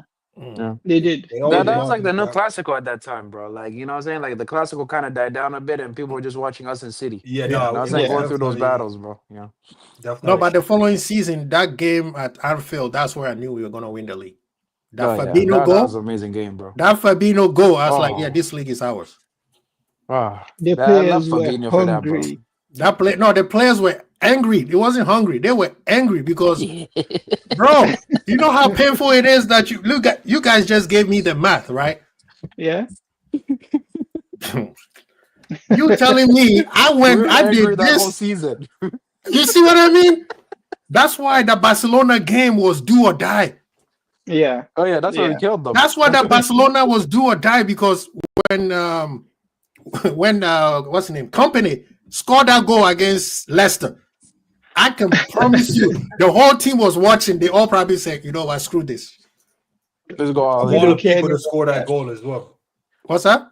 Of all the people to score that goal. Thank you. Say that again, Ken. Say that again, Ken. And how he scored it. Look at the goal itself. I'm gonna be honest. I think that game gave Klopp nightmare because he spoke about it a couple times as well after that, talking about how why did Maddison close him down. I was never praised Maddison for a tackle. There was a small rumor about Liverpool going for Maddison, and they asked Klopp, and he said, "No, I can't sign a player like that. He doesn't cover down players. Didn't you see it against City?" And I was like, "This man, you still have nightmares about this thing." I would too, bro. I'm not gonna lie to you. I would too. Because if he had closed him down just a bit, bro, I know where I was. I know where I was. I know how I was watching the game, and I didn't even care about who was closing who. The goalkeeper had 30 yards to make up his mind. And he's supposed to be, they were talking about, he's the best, one of the best top 5 goalkeepers in the league at the time. And which I think he was. He was really good. Yeah, Schmeichel at the time. Yeah. People were saying he needs to go to bigger clubs and blah, blah, blah, blah. No, he does not. Yo, wait, let me address these questions. Yeah. I was going to lay it up for you. For you. So I'm going to do that and the second one. Badjo, you're probably new to me, yeah? And it's fine because I'm not on social media and for some reasons. Bro, I'm one of one, bro. I'm the only one since 2019, bro. I've met FSG. I used to do TV. Actually, this is one of the shirts from TV. The company I was with. I've met them, and I've met his wife. I've met him at the Fenway game because I used to do broadcast sports in the US. Bro, man even gave me a book and book recommendations. Like I've chopped it up with him, man. Chopped it up with him a lot. I've been FSG in ever since I came on the scene, 2019. Probably was the only one that was FSG in. I was bringing the accounting book, showing man that the business model, you know what I mean, it worked and it's going to work. And man was like, nah, it's all about Klopp. And I'm like, nah, but they identify Klopp as the guy to make what their vision is come to fruition. As for the player I would prefer Liverpool to sign was the first player we signed. Who was the very first player we signed? Frimpong. I said, yo, bring me Frimpong. Because I thought Frimpong, not defensively, I don't like having these conversations because none of us really watch Liverpool game to see our right back do Wan-Bissaka stuff. Now, I rate Wan-Bissaka, but we all can agree going forward, Wan-Bissaka ain't really it. Wan-Bissaka is like an upgrade on Nathaniel Klein. Like his recovery, his recovery should be studied. Like he's a cheat code as a right back with the recovery. The only player eclipsing Wan-Bissaka when Wan-Bissaka was in his prime was Kyle Walker, and because he's just a cheat code. That's the guy you build 99 ratings and put him right back. That's who Kyle Walker was back then. So for me, I wanted Frimpong. I felt like going forward, he was a lot more dangerous because Frimpong, bro, he'll skin you just like a winger. He'll burn you for pace. Like Trent Yell, not nigga man going there whip a dead cross in. Nah, Frimpong. If Frimpong gets space in the final third, something's happening. I'm not gonna lie, dead cross on Trent is wild, bro. See what people fail to realize, and bro, remember they coined Trent Hollywood passing and cross merchant because he'll spam 50 cross in the game and only 2 come off, and I will lord over him with the 2. Like Trent conversion with the crosses, it's not KDB, bro. Like you see what I'm trying to say? Like KDB always eclipses Trent, and it's no disrespect to Trent. Like I rate him, that's the jersey. I ended up turning it around. Some man would recommend I turn it around, but no, I rate Trent. But the thing is, bro, Trent will find space and then put a dead cross in, but he'll do it 30 times in a game. Like Trent never left a game with anything over 90% passing accuracy, and then it will just kind of caveat it as fans saying, "Oh, because he tries more." You know what I mean? So he just looks like he's just spamming them. With KDB, he hits them. They get hit. But for Frimpong, I like the dribbling aspect, which is kind of like an upgrade on Bradley. Because we see Bradley run through the middle, run down the wing. Yeah. Frimpong levels above Bradley when it comes to that piece. And have you guys seen Frimpong's finishes? He's a match finisher. Listen, when I tell you Frimpong is the final product for Bradley, and I hope Bradley can get to that level, it's crazy, bro. The man is basically a winger. He's like Alphonso Davies, just at full. Exactly. Yep. And there was a cross in that preseason game. I think it was for Neoni. I saw that cross and I went, we're cooking this season. Bro, what a finish from Neoni too, by the way. What a finish from Neoni too, by the way. Exactly. But I was imagining you have Salah just in front of him. Now, as a defender, what do? Do you cover Frimpong or let him cross because his crosses are good? Or do you go after Salah and anything can happen? And if you have this type of crosses, you can't give them space. Someone like Isak. I'm gonna be honest. I think Frimpong is faster than Salah. Oh yeah, yeah. You see what I'm trying to say? So now you got a guy. Prime Salah. Are you talking about Prime Salah? All right, listen. No, right now Salah. We're talking about right now. No. Right now, let's Salah compare has an Salah. aura. But right now Salah has an aura where if you give him space, he's gonna find somebody or whip it in. The guy who's overlapping, Frimpong will run right to that near post. I'm telling you right now, and cause you problems because you don't know if you should close the space down. Which if you do, you're leaving space for people in the box. Right. Frimpong is a threat going forward, man. Yeah, this guy said. So that's the player I wanted, and we signed him off the back. And right then and there, guys, I'm telling you right now, Quasi can tell you. The minute we got Frimpong, I'm like 10 out of 10 window. Yep. It was just Frimpong, and I'm like 10 out of 10 window. And then all of the other men them came in, and I'm just like, well, what do you want me to do with the 10? Take it to 100? Yeah, that's what he said. And to show you who I am, we signed no players. I'm not counting Chiesa. I wanted Chiesa from like 2017. Bro, with no players last season, I gave them 10 out of 10. Chiesa from that Euro. You're talking about Euro Chiesa, right? The one who basically won the cup for Italy. I wish we gave him a bit more chances. Like we didn't give him any chances. Chiesa came in like Mello. We need to call. But that's the thing. That was one thing that's what I was trying to point out with Slots from last season. We didn't have the opportunity to give players like that the time. Because if we had lost a run of game, if we had lost a run of game, we probably would have got to the last day trying to win the league. The first game he decided to trust them, FA Cup, was it? He gave Elliott, Chiesa, all of them. Exactly. He did something that Klopp doesn't do to tell the big boys stay home. Because with Klopp, he always had the big boys on the bench. But Slot trusted them enough to say, you know what? The big boys, Salah, Van Dijk, the rest of you, do come out, go home, spend time with your family. It's Plymouth. They should be able to. And they lost their game. So how do you trust someone like that that's mad, in a must-win game? You gotta do half and half. Do you get? You know what I'm saying?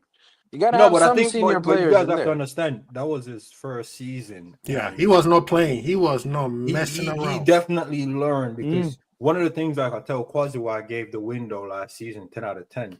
Bro, that's what you want your new guy to do. Come in and learn the squad first, so that way you know how to improve it later. And that game, unfortunately, wasn't like he learned and we barely scraped it and he goes, ooh, I might need a little bit more firepower just in case the man that I'm deciding to trust with the shirt doesn't pull it off. But he learned in that moment. And man was like, you know what? I know who I can trust. I know who I can depend on. Yeah. And he just carried it as such. And I respect him for that because I'm not sure. It's hindsight, but I'm not sure if Klopp was giving him that level of trust to say, well, boys, you go out there, you did your thing, we lost. And Klopp's energy after the loss was like, well, you know, they're my players, I trust them, blah, blah, blah, blah. With Slot, he was like, yeah, they're my players, but I don't know. You know what I mean? I need these 3 points to win the league. So I like Slot's approach to it. And you can see it's just from a pure football and manager standpoint where it's not, oh, I'm here for friendships and I like this guy a lot. It's like, bro, I'm the manager. I'm responsible for managing this group to deliver result. Yeah, you're here, but fam, you're affecting the result. Yeah. Guess we did that. Guess what he did that to Kwanzaa? Kwanzaa from day one. Yeah, bro. It's like, bro, I'm here to deliver result, bro. I can't lose my job because I trust you. Thank you. That's the point. Yeah. He was not. See, he wasn't play. He was not taking any risk. He saw that I have an opportunity here, and the players trusted him. And Kwasi, you know, funny enough, after that game, I had so much respect for him because I just felt this is a Actually, I agree with you. We had with Klopp.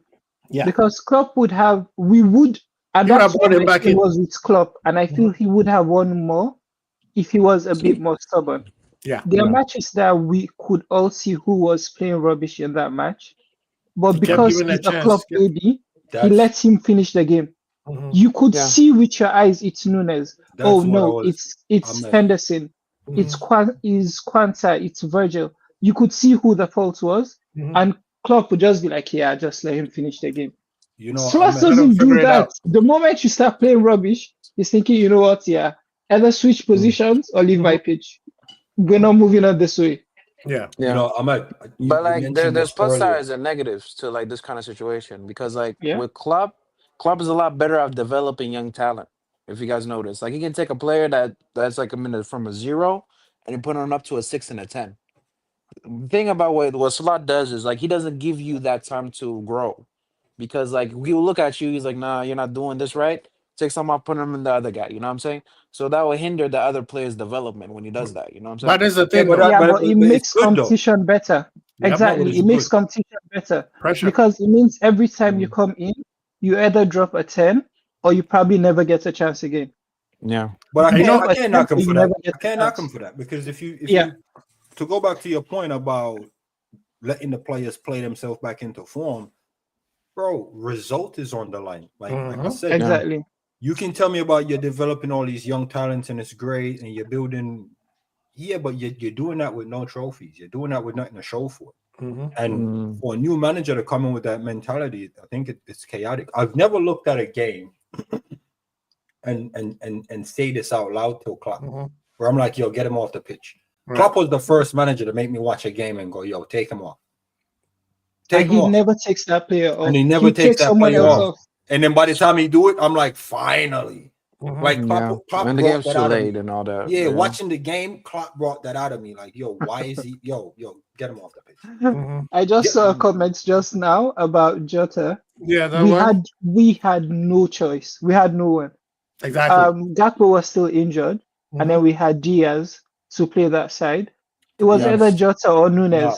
Nunes. To be honest, fans was crying for that. People were crying for dance. Yeah, fans was like, yo, just give me dance. Yeah, Dan's got back issues, bro. They're so weird, bro. I eat 18 with I have back no issues, problem bro. with him, but that boy He's is good. growing. He's growing pains, man. Those growth spurts, man. This is a part where a lot of times people don't understand growth spurt. Growth spurt could be painful if you don't take care of it properly. I'm telling you, it look at what's the name? Sturridge. Basage? Or you mean Basage or the who? Basage, yeah, Basage now, you know, he grew into his man body. But him was he's on another surgery, by the way. Yeah, that was a contact. That was a contact injury.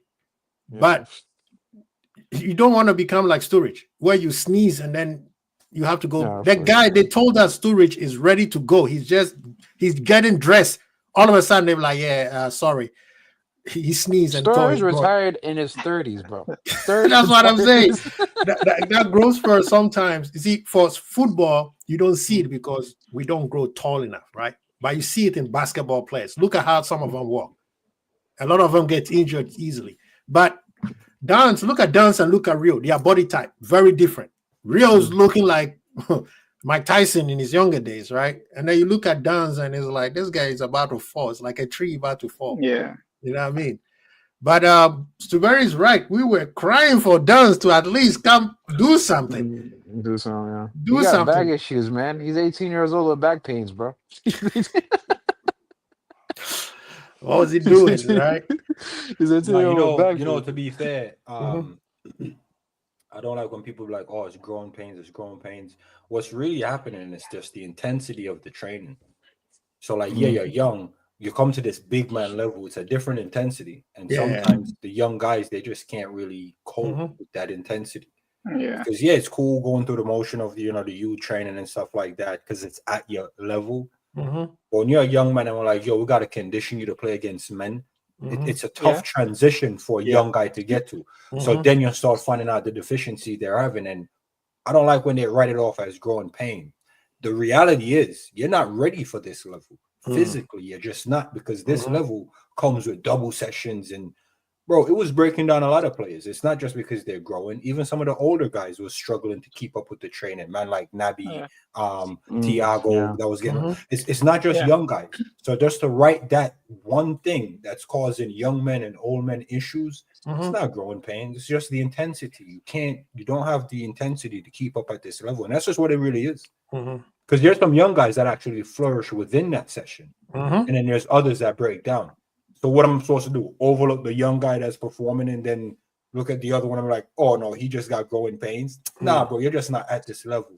And MK Toll said, yo, the first manager subbed off people on the eye test. That is exactly what we're seeing. So when you're telling me now Dance can't keep up with the intensity of training, I see that data as he's not ready at this level. Yeah, he's just not at this level. Yeah. And it's not a knock on him. It's, bro, this is the Premier League. It's not League One, League Two. That's not for kids. That's the thing. You have this is prime time. Bad NFL players or players that wants to go to the NFL, bro, their body can't. It just can't go to that level. Like I'm up, bro.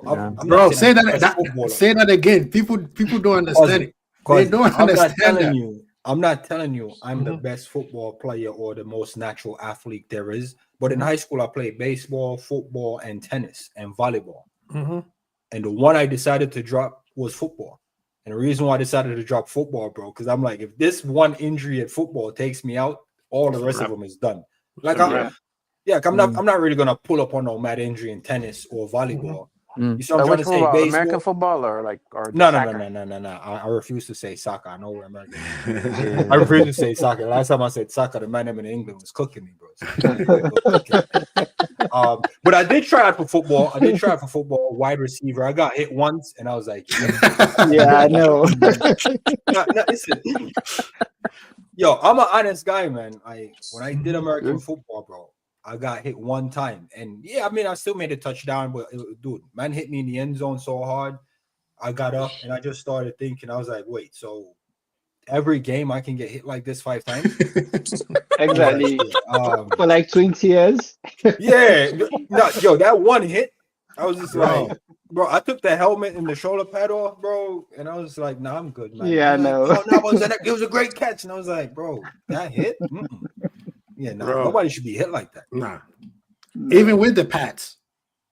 Exactly. They're not like small guys too. Like they're big guys. They're Like, big. The route that hit big. me wasn't even like, if you see him walking on the street, you probably don't think Bro, you know probably that think he's just a fat guy. And the man ran so quick and hit me. I was like, nah, I'm good. And then years later, not that guy specifically. There's a guy in our college football. He came in to do the interview. And he was like, oh my God, you have such an ambition for the sport and passion. And he goes, are you kidding me? I come out here every day and I can just bully people. I can just manhandle people. Like, he was excited to tackle people. And I was like, that's a problem. Yeah. I mean, football, man, it's the first time I got hit, I wanted to get hit, so I learned. But the hardest one, it made so much noise, the whole stadium said, ooh, that's the worst one. It didn't hurt. It's just the impact and the noise make the whole... It does something to you mentally. I scored after that, I was like, do I want to do this in college? And in my mind, it wasn't to get up and celebrate. I laid there. I had bro. You're thinking about your life. Quasi, everyone was cheering. Bro, celebrating a touchdown. Me? I'm still processing the hit. Like, I kept playing it back. Like, how did he recover the ground so quick to hit me? Everyone, those guys are crazy. Touchdown. I'm laying there, bro. I'm seeing my light flashing in front of me, bro. I was like, no, man. And the same thing in football too. The same thing in football, because there are some players somebody told me one. He said some players can develop properly. Their knees can develop properly. Their ankles can develop properly. They play against grown. Jabari will tell you, there are some men that when they hit you, this is not American football we're talking about. We talk about our football. They give you that little bit of that sugar, that shoulder thing. You'll be like, nah, I'm not playing with these guys anymore. The guy who, during the World Cup, you guys remember, I think it was Nigeria versus a country where the guy said, nah, I'm not playing against these people, and they had to kick him out of the stadium. The last World Cup. He's like, no, I'm not. Wait, what game was that? I forgot what it was. Nigeria against one of the Saudi. Nigeria didn't qualify last season. Not last season, yeah. There was one player who got suspended because he refused to come on, and they read his mouth, said, I'm not playing against these people. Was it Nigeria? I don't know if it wasn't Nigeria. I think it was Cameroon or somebody. It was one of the countries where he said they suspended and sent him back home. Yeah, Quasi, when I even came out of the army and I went to college and I was playing football, bro, I thought college was just 18-year-olds, 22-year-olds. Plus, there was some 35-year-old man in there that just never went pro and is trying to get the business management degree now and is on the team. Bro, that man was rossing up the 18-year-old dudes on the team. I was like one of the oldest guy, and I was like 23, 24. Now they're like, yo, Samiri, go get him. I'm like, the guy that look like my dad? Nah, bro, you out your mind, bro. What was man? Bro, I'm telling you, the game, So when you get players like Messi, who from 16 years old, like I keep calling him Lamar because I mix his name up. I like watching. Yeah, I like watching him because he plays with no care. It's like us playing on the park. That's how he plays his game. It's like he plays free. It's like, do you think those guys, like, the eye test will show like they're prolific in certain manner, ball control? Because that's one of the things. Remember, on the clock, that's some of the things we were calling for. Like, hey, if you know they're not physically at the level, are you training them at their actual level? You know what I'm trying to say? Because we don't really see a lot of those players come through. Maybe Rio is the only one I've seen at Liverpool now. Because what you don't want to put them through the intensity, and the intensity breaks them down. You know, but the training itself at that level is intense, bro. When I left the military, bro, I went straight to college. So I left the army in like August, and I was in college in August. So I'm thinking, oh, military, I'm conditioned, I'm ready, bro. I went to that first training, bro. I got home, bro. I started contemplating life, bro. I was like, after the first tackle, I had to, bro. I remember sitting on the steps, man, and even the college kids was like, bro, how you smoking and playing this good? And I was like, bro, trust me, man, there's a lot on my mind, bro. I've walked 20 miles with 120 pounds on my back. I'm running 20K miles. I'm doing all these mountain trainings and swim trainings, bro. Like, I don't think you might understand the level of mental training I went through in the army. football camp was this intense. Quasi, that man had me on my back out there, bro. I was just like, yo, I couldn't, bro. And this is college football, bro. I couldn't, Quasi, the first couple training sessions, man, I was done out. Done out. I didn't take years off the military and go, bro. Nah. Yeah. Matter of fact, I was in college while I was still in the military during that out process. Bro, I was still physically him. That man had me on my back, bro. I was like, nah, I might not make the team. Nah. And then you play with certain players and they are just that good. Like, there are certain players you look at them and like, why are you not in the pros? You know what I mean? They are that good. So sometimes I look at it and say, okay, why do people don't make it to the pros? It's this mental. Yeah. Yeah.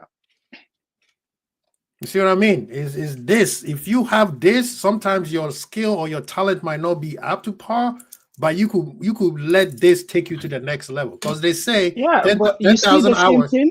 Yeah, you see the same thing with someone like Salah. Because mentally he's up there, he can't miss 10 chances and he's still going for the next one. Yeah. And you see it with Diaz, he misses one. Yeah. And you see it with someone like Nunes, he misses one chance. And it's almost like he can't play for the rest of the game. Or if he scores one, he's almost unplayable. We saw it against, I think, was it Brentford? He scored the first one and his confidence went up. Because I think the second goal, the control. Yeah, exactly. Also with Newcastle. That Newcastle one was mad. I'm not even going to lie. I had given it up. Those are the games where, actually, good question. I have a question for you guys. What game did you guys watch and say, I've given up? And then somebody came off the bench or something happened? I.e., for example, I'll take the easiest one away. The one that Ali scored, that we needed to score, and then he comes off the bench and scored the corner. I promise you, I had already started cleaning my house. I was picking up the trash, and I happened to turn my neck. I happened to turn my neck, and I saw Ali elevate. I was like, I know this brother is not going to score. All right. I saw the goal the next day. Again. What's that? There's a lot of examples in that for Liverpool, bro. No. Quasi, that example you give was the Ali goal. No, I said the one. That's one of them. I'm giving you. That's one of them. Let me tell you. Which one? Which one for you? That moment. But let me tell you what I was doing in that moment. Yeah. You're not a fan, bro. When we take that corner kick. Yeah. I was like, yo. I looked at my ground. I was like, yo, Nat Phillips scoring this. You see when Ali scored it. You see when Ali scored it. He pushed him away. No. I'm running around the house because in my mind it was. You thought it was Nat Phillips scored it. Yeah. When I saw the replay and it was Alisson, bro, I got even more upset. I'm like, I can't see my man shine like that. Like, bro, Quasi, I celebrated the goal thinking it was Nat Phillips who got it. Because I already called. I was like, Nat Phillips got us. Because remember, I was like doing the banter thing. Yeah. Carrying Nat Phillips. Say, Nat Phillips in that. I was like, yep, Nat Phillips got us, bro. When I saw the replay and it was Alisson, I was so heartbroken. I was like, yo. I was there. That your goalkeeper scored. No, I was like, Nat Phillips, I can't save you anymore. No, because watch it this way, right? Watch, Zuberi. The game, at the time, we thought we needed to win. But later on, it happened that Man United fumbled, so we were good, right? No, but at the time, I get the concept, but my mind didn't process it that way. No, at the time, I had given up. I was like, this moment. The ball went to corner. I'm like, I looked at the clock. I'm like, this thing is over. Let me go get my trash ready, just clean up. As I'm picking up the trash, I turn my neck. Now, just like you, I thought Nat Phillips was going to win. Score. But Ali came in and be like, get out of here, man. I got this one. I was pissed. But Kwasi, do you know what game that was for me? Do you know a game that I lost hope? It was a game against Dortmund. The one that Lovren scored the last goal? Yeah. I remember that was a bad game, bro. That was a basketball game. I was still in school. I went somewhere to watch the game. And I think we're losing 3-1. And I just told my friends because I had friends. They're like Man U fans, Chelsea fans, Real Madrid fans. And they all came to watch just me and banter me. So I think after they scored the third goal, I was like, yeah, guys, let's go home. We left, I think maybe about 5 minutes. I heard another shout and I was like, yeah, 4-1, crazy. I got home and it was 3-3. I ran straight back there. By the time I think I got the goals already. by the time I got in, I think that was when we were about to take the corner for Lovren, and I was like, okay. If we score, nobody's sleeping this night. But if we don't score, no. I was screaming in front of the TV, man. Nah, I think that game. The one for me, well, it's two for me, but I'll tell you about the runner-up. The runner-up was Lallana, because if you know me, I know. Norwich. But it's the runner-up. It's not the one though, but it's the runner-up. And the reason why I'm just giving it a shout, just because bro, I hate Lallana. I stand it. Even when we signed him, I was like, yo, why are we signing these waste man, bro? I hated him. You see in that game, yeah? You see in that game, yeah? Yeah. Big Lallana fan, bro. My guy. Yo, I was all about Lallana. Almost bought the kit. But the one for me is Barcelona. Oh, Gini didn't start. Barcelona. Too, bro. Yeah, Gini didn't start, bro. Up to 4-0 because we needed 4-0, bro. Gini came off the bro, and Gini's my guy. Yeah, bro, that game, I roll up a spliff, and the entire game, Quasi, I watched the entire game like this. You didn't light it up. I didn't light it till the end of the, I swear, bro, Quasi. I was in Maryland, bro. I roll up a spliff. I put the shirt on. I had the scarf. Like, come on, boys. Give me 4-0. Right? Yeah. Game kickoff. The song, You Never Walk Alone played. I cried while I put the tears. I was like, all right, let's go. Bro, I was like this, bro. Goals was going in. I couldn't even celebrate. You saw Lallana came in, bro, and scored. I mean, Gini came in and scored. Gini, yeah. I was like, this is it, bro. Yo. And you know what people forget about that? I almost got fired that day. I almost got fired because I was at the office watching it. Everybody distracting me. I'm watching, the third goal. I screamed so loud. I screamed so loud. They were like, who is that? They were like, oh, he's watching. You know what most people keep forgetting is we went into halftime just 1-0 up. It wasn't like we did anything crazy in the first half. Yeah. So it was still scary because it was 3-1 at halftime. And I was thinking, I don't think we're doing this today. It's not going to happen. And we had chances we kept missing. So it was just, But that game, for some reason, I feel like even Barcelona has scored. Liverpool has scored 5 and 6. We were hot. Like you could tell, the players. We were on it, bro. We were on it. We were having so many. I almost didn't watch the game, bro. Like I was like, yo, this is done, bro. Like a lot of people didn't watch. A lot of people didn't watch it. Yeah. Yeah, I didn't watch the game. I watched it. You know what I'm saying?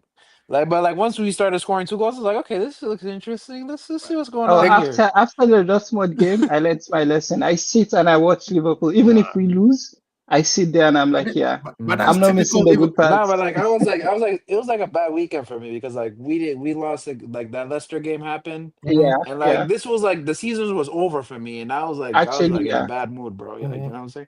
Yeah, that game changed everything, bro. I think I locked in. I know, bro. I locked in because Klopp told the fans yo, we're gonna need you, and I was telling Enz, every Liverpool game I cry, bro. The minute You Never Walk Alone comes on, I cry. I'm not ashamed. No, I get you. But you see, that day, bro, I told you, man, bro. I was rolling up the joint. Yo, the atmosphere was mad. That's how we do it, man. Bro, no. On that day, there's something different on that day. I'm sorry, bro. There's a miracle happening, fully gobs up, man, and finish rolling up, wipe up the tears, and now I go to light it, bro. Bro, the crowd was buzzing from the first whistle. Like I felt like I was there, and there was too much air just putting out my lighter. But really and truly, I was just at the crib, just couldn't spark the light. I didn't light up. Bro, that was like the first game I watched over the entire season, bro. You sitting there like, we might do this, bro. The atmosphere was I think why I was scared was because Salah was injured, Firmino was also injured, and it was I think Origi and Shaqiri up front with Mane, and I was like, we're going to depend on Mane. Because look at this way, we lost Salah because he got his head kicked in by Newcastle the couple days before. Bobby was injured. Keita was also injured. I know people are like, why you say Keita? Well, we went to New Camp. Keita was killing them. And then he got injured. But Henderson, Mane, Milner. The guy that I think that wasn't good. What's the name? What's the name? The goalie was on point. But the player that I think the whole thing encompasses him was Fabinho. Yeah. People forget Fabinho got a yellow card in the first 5 minutes. Yeah. And this boy and locked he played in. The full match. Yeah. And he locked in and he said, "Do or die today." We're getting it. Yeah. But like low key, Fabinho and Rodri, what to me was a conversation. I'm not even gonna lie, bro. Oh, for a long time, like, yeah. Prime Firmino, yeah. But Prime Firmino for us, yeah. I think Zuberi, you the one who said this a while ago. You said Fabinho, Rodri was an answer to Fabinho. Yeah. Because CT, he was. CT, like, okay, who like is that? Yeah. So, but yeah, that game, man, you could tell that stadium was. If they had what was funny? You know what was funny? I didn't celebrate the last goal because I didn't know it would stand. Oh, you were still looking at it. Yeah. I was like, they'll I was celebrating. I told you I was in the office. I walked outside. I was running around the office because it just felt like something was going to come. Something else was going to come up. I had no idea.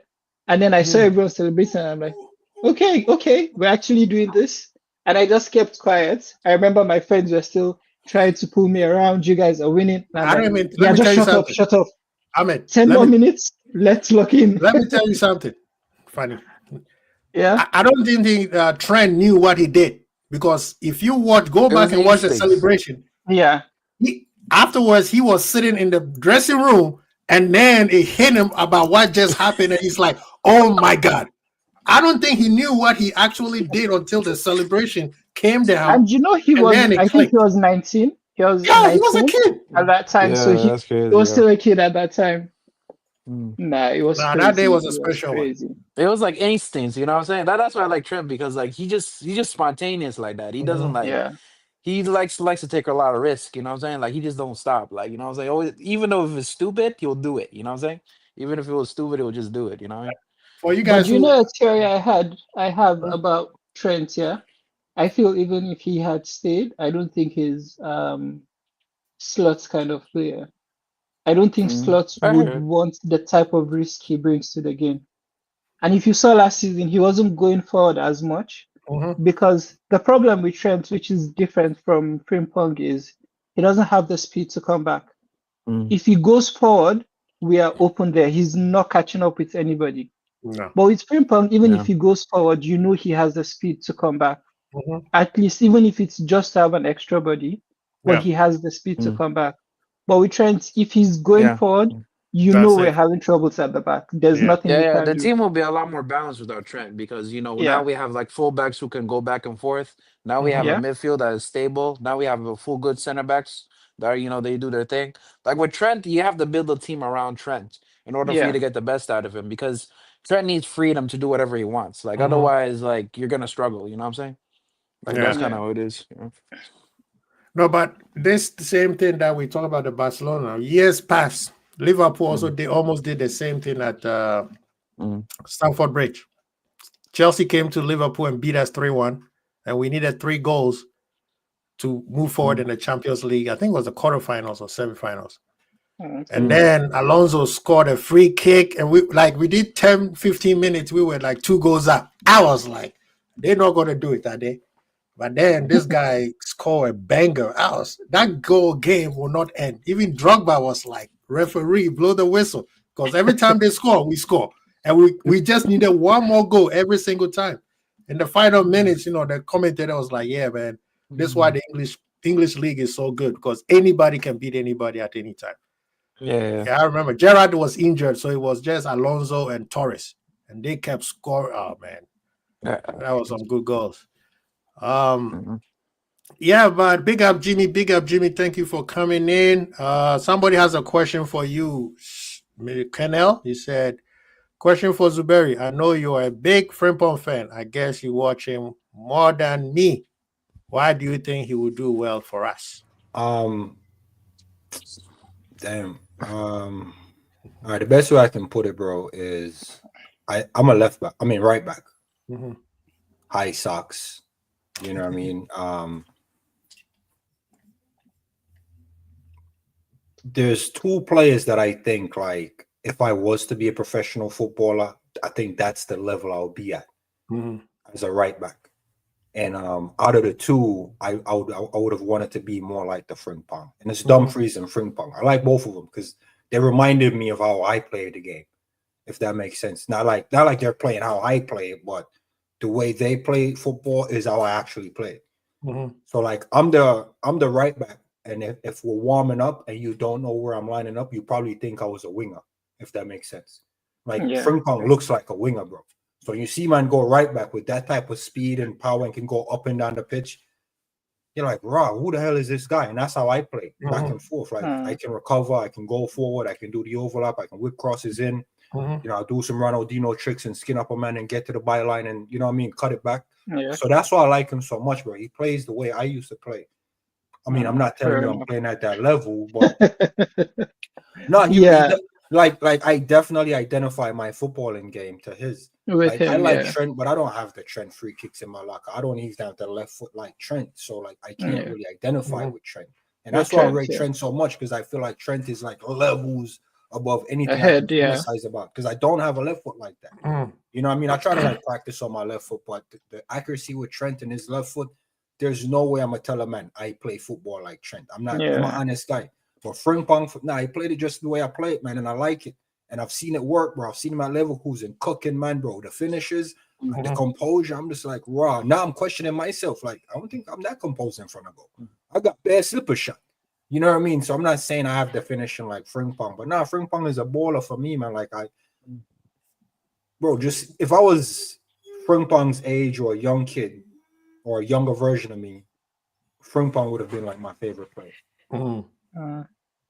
A good question for you guys. Go ahead. All right. Do you think Frimpong and Salah can coexist in the same team? Yeah, because what Frimpong offers Salah is an outlet. When Salah gets it, he doesn't necessarily have an outlet per se, as far as looking for a man at back stick or whatever the case may be. But with a player like Frimpong, Salah doesn't necessarily have to run as much. You see that space. Like, if you get that space for Salah, the speed in which Frimpong can do the overlap, it's gonna have defenders questioning things. Yeah, it like, because you can't give Frimpong the byline.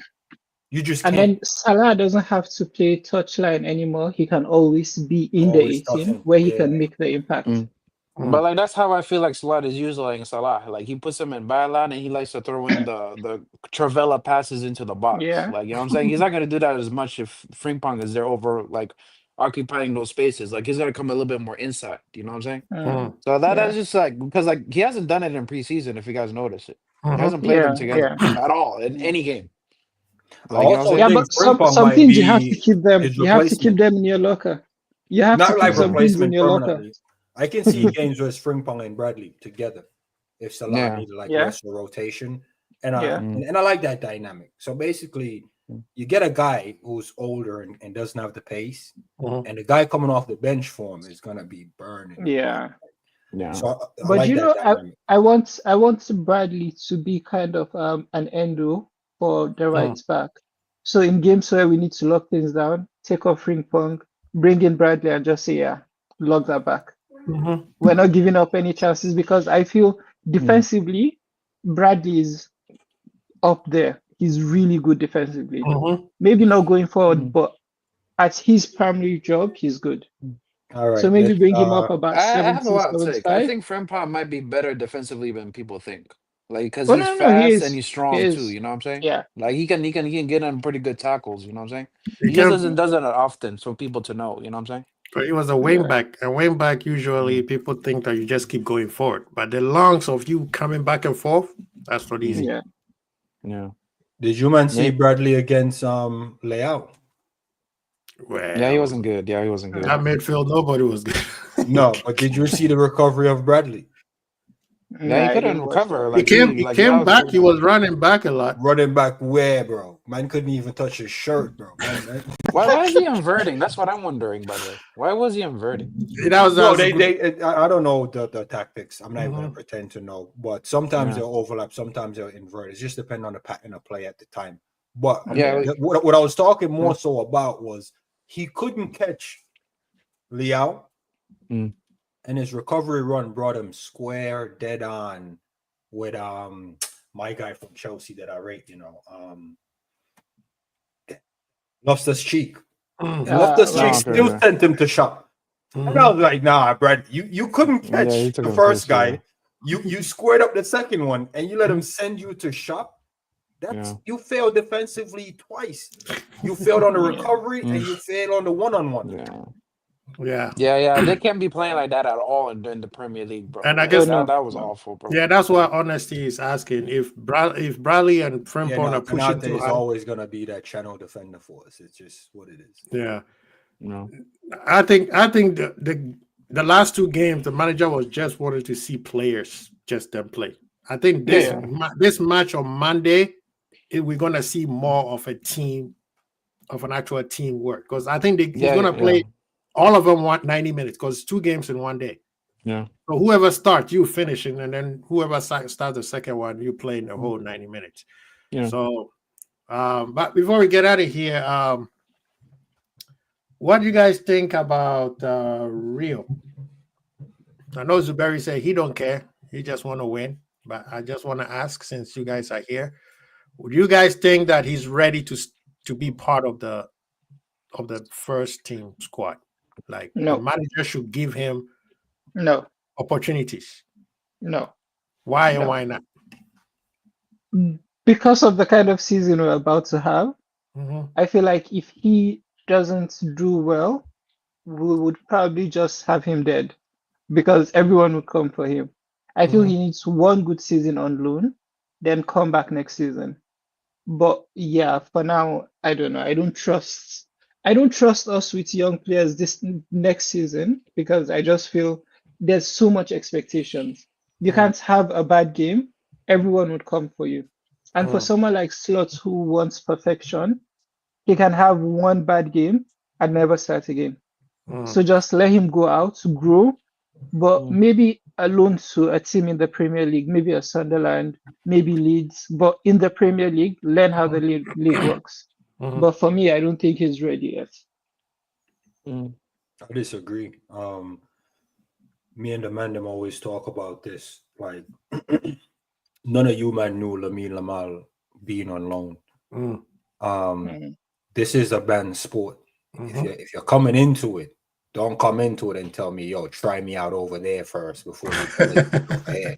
Nah, if you're coming in, you're coming in. Yeah. Like, so what you're talking about, that's no disrespect, but that's like the Jurgen Klopp mentality of it, where I'm gonna bubble wrap you, I'm gonna protect your career. I don't care about your career, bro. Your hair, I'm using. Oh my god, really? But if it doesn't work here, bro, that means you was never it. You see what I'm saying? Look at KDB at Chelsea. They threw him right in. Chelsea fans said, yo, he ain't it. So he had to go to Wolfsburg and come back and show, man, he's it. Look at Salah. He went to Chelsea, same thing. They said, yo, he ain't it. He had to leave and come back. He had to go Fiorentina, Roma, Liverpool to prove he's it.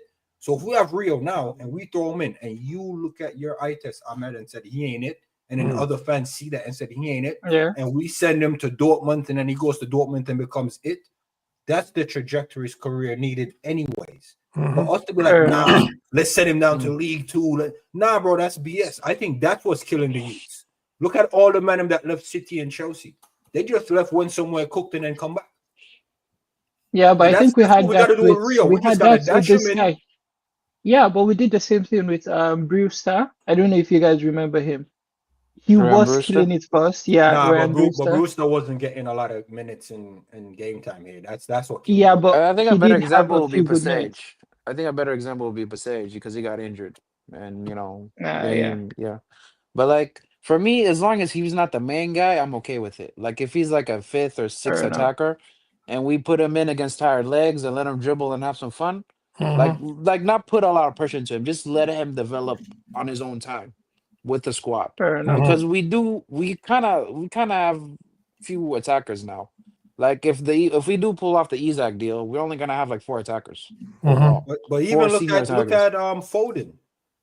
Foden was at City, and they just sprinkle him in. So if we're just sprinkling Rio, I'd rather sprinkle him in than send him away to some League Two thing. No, they sprinkle the man in. Bro, Foden was just Bro, Foden's getting like 5 games for like 2 seasons, 6 games for like 2 seasons. Yeah. You see what I'm trying to say? And Yeah. they just sprinkled him in, and then all of a sudden he became him. Like, if that happened with Rio and Trey, yeah, that's better, man. But don't send man to no freaking League One, Blackburn, and that.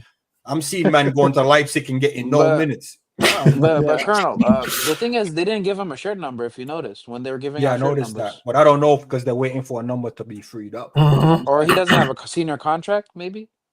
I don't think he has a. He doesn't. I think he's supposed to sign. But he's gonna turn 17 this month, I think. So yeah, he'll be able to get So he because can't like get Trey one signed after that. Trey signed a senior contract. You know what I'm saying? So like that's why he can be a part of the first team. But we're still waiting for Rio to hit 17, I think. Oh, okay. I don't know the inner workings, but I'm telling myself with my own copium that there's a number that we're gonna give him, and we have to free that up. I mean, it can be any number. He's a kid, so you know it doesn't have to be like. No, I think he's gonna get Elliot's number. Newcastle has to sell. That's fine too. No, I think Rio's getting Elliot's number.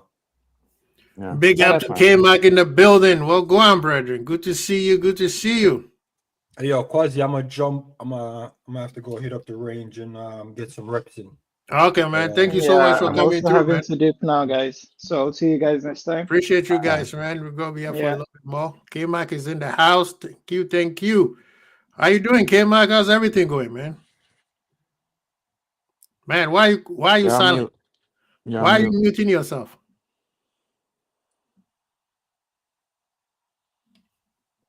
You hear me now? Yes, sir. Yeah, sorry, I've invested in a wireless microphone, but I'm not using it right now.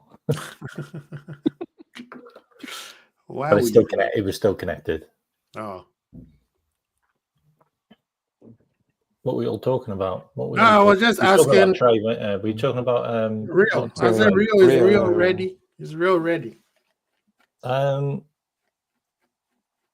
think I'd rather see Rio than we go and spend 50 million on Fofana. Yeah. Me too. Because people keep telling me he could play both sides. I'm like, well, Rio can't play both sides. He's 16 years old. Like he's malleable. Like you can make him into whatever you want. He's still 16. Like, is there an argument that we could use both? What, Malik and Rio? Yeah. Just a lot of money in it. It's a lot of money on a project. Like I've seen so many wingers come from France to go into different leagues and not make it. Like there's not a huge amount you can actually put your finger on and go, oh, they were a hit. Like even Diaby, like he stunk the Premier League in his second season. Like the only example I got is Hazard. That's it. Well, he's not French.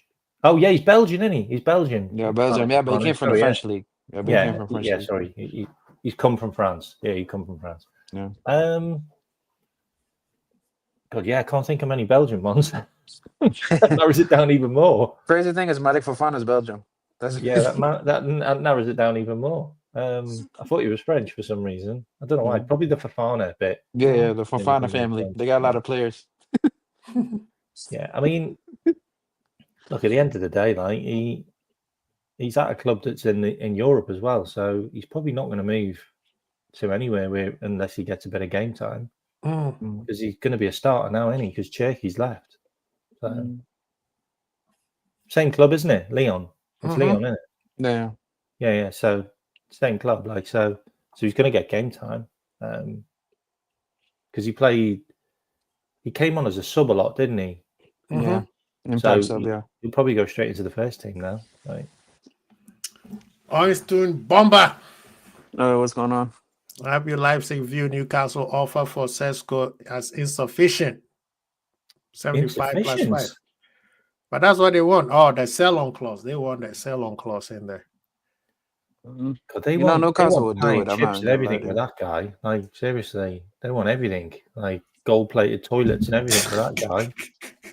It's mad. Yeah. So the decision just falls into Sesko, right? At this point, right? At this point, it's up to him. Yeah. I mean, if Newcastle has placed a bid, that means Sesko has told them, I'm willing to come to your place. Because they're not going to, because if he's looking at Manchester United, Newcastle is not going to embarrass themselves to go place a bid and then come back and say, no. But I think the party, because they gave him exactly what they want, 75 plus 5 add-on, but it's that sell-on clause.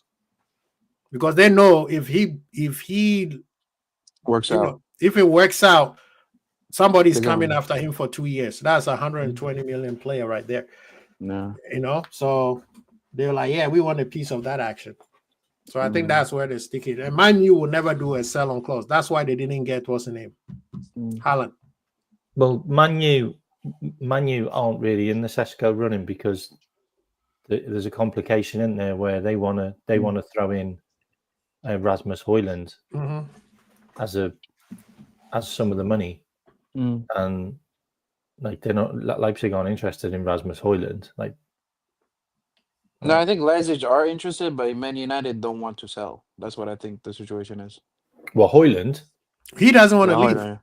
He doesn't want to leave. No, but the deal's really complicated because they want to throw in him. They don't want to pay cash. But Newcastle are going to pay whatever they're going to pay now. Like they'll break the bank to get a striker in now because Isak's going next week. So yeah. We need this to get done, bro. Like, you know what I'm saying? Like, we need this to get done so we can get Isak and we can dominate.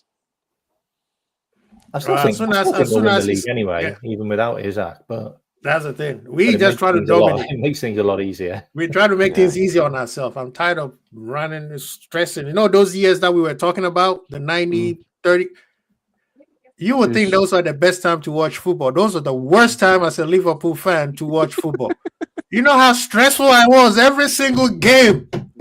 You watching what City is doing, and you like, and at the end, I came back with nothing.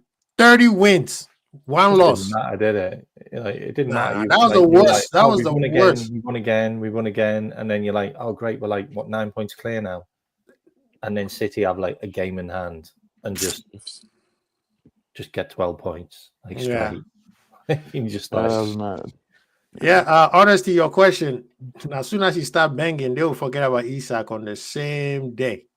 I promise you that. No, they're not gonna forget about Isak, bro. They will still hate him. They're not gonna like him, but they will. They will not gonna show love anymore. Same thing Liverpool doing to. Don't want to do the same thing with Trent. He said, tell K-Mark one of his mods banned me because I had a go at him for banning someone for having a valid. That sounds really complicated. There you go. I will unban you. CJ. CJ, really CJ goes. CJ I got by a mod for telling him for banning someone, and he banned me. What? Like, how many people did the mod ban? CJ, I'm hearing that this is becoming a repetitive MO, man. Why do you go to all these spaces and get in trouble, man? You go into places and start trouble. Why? He said Dan Slot gives the nod. He's shot running at players like Prime Robin with a revenge in his heart. He said, who? He said, K-Mark has all of the 10K. Big up yourself, Bob. No, but this thing, man, I don't know why Liverpool fans don't let these rival fans get at you, man. This deal from day one, we told you, is mainly on Isak choosing to go to Liverpool, and it's Newcastle wanting to sell. Liverpool just have to show up with the cash. So whatever Ben Jacobs said, I even heard what's the name? I'll find it and show you guys. David Cup posted. Yeah, I don't care what Ben Jacobs said. Ben Jacobs. He's a what would I call him? He sensationalizes everything. A little bit too much. Like really, like twist the words on things, but they mean the same thing basically. Mm-hmm. And everybody really good at it, though, to be fair. And everybody was listening to him, and they kept repeating. Liverpool have walked away. No, Liverpool haven't walked away. So what are you talking about then by saying they walked away? That made no sense. Doesn't that mean walked away? Yeah, everybody was going crazy because they thought we walked away with the deal. As soon as that came up, like Liverpool have walked away, I was like, no, they haven't. How are we going to walk away and sell Nunes at the same time? No, we haven't. We haven't walked away.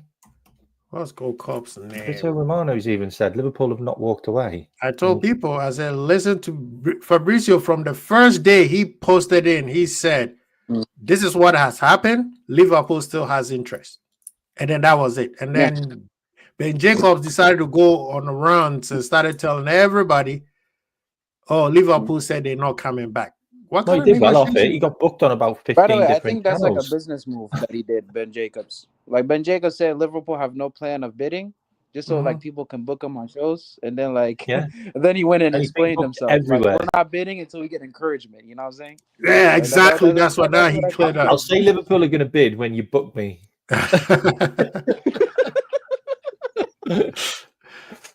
Yeah, man. Because what's the name? That's what I really think it is. Like, but hey, big He up was to on him. Born a Red. I money, listened like, to him on Born a Red, and literally Asif was like, "What? So you're saying Liverpool have walked away?" And he said, "No." And Asif's like, "But that's what you wrote." Born a Red, and I was just like, "Yeah, switching that off." Yeah. He did this so people can book him, so he can do shows like that. That's why he put that little tweet in there. I'll show you guys. What's the name? Well, second bid. Is that the second bid's gone in? Oh, really? Is that what you're going to show? No. There's a guy. Hasn't it gone in? No. Okop put a tweet from Sky Sports Keep, and he says Alexander Isak will meet with Eddie Howe. Obviously, if Sesko comes in, that will allow Isak to go. Liverpool will come back in with an increased bid. All this nonsense that Liverpool have made it their final bid, they have not made their final bid. So that means this guy, gentleman here from Sky Sports, his name is Keith Downey. He's good. Yeah. You could tell he's pissed. He's like, who came up with this is a Liverpool final bid?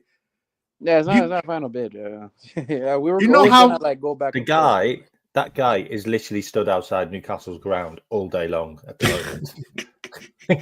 Sky Sports keep on getting him live outside Newcastle's ground. He has to keep on going there. Something better happen, then nothing happens. No, man. People chill, relax. Let the rivals have their fun. They're scared. That's why they're having fun. They're hoping. They have their finger crossed, like, please, Newcastle, don't sell them. That's why they do it. Yeah, and then eventually we have our fun.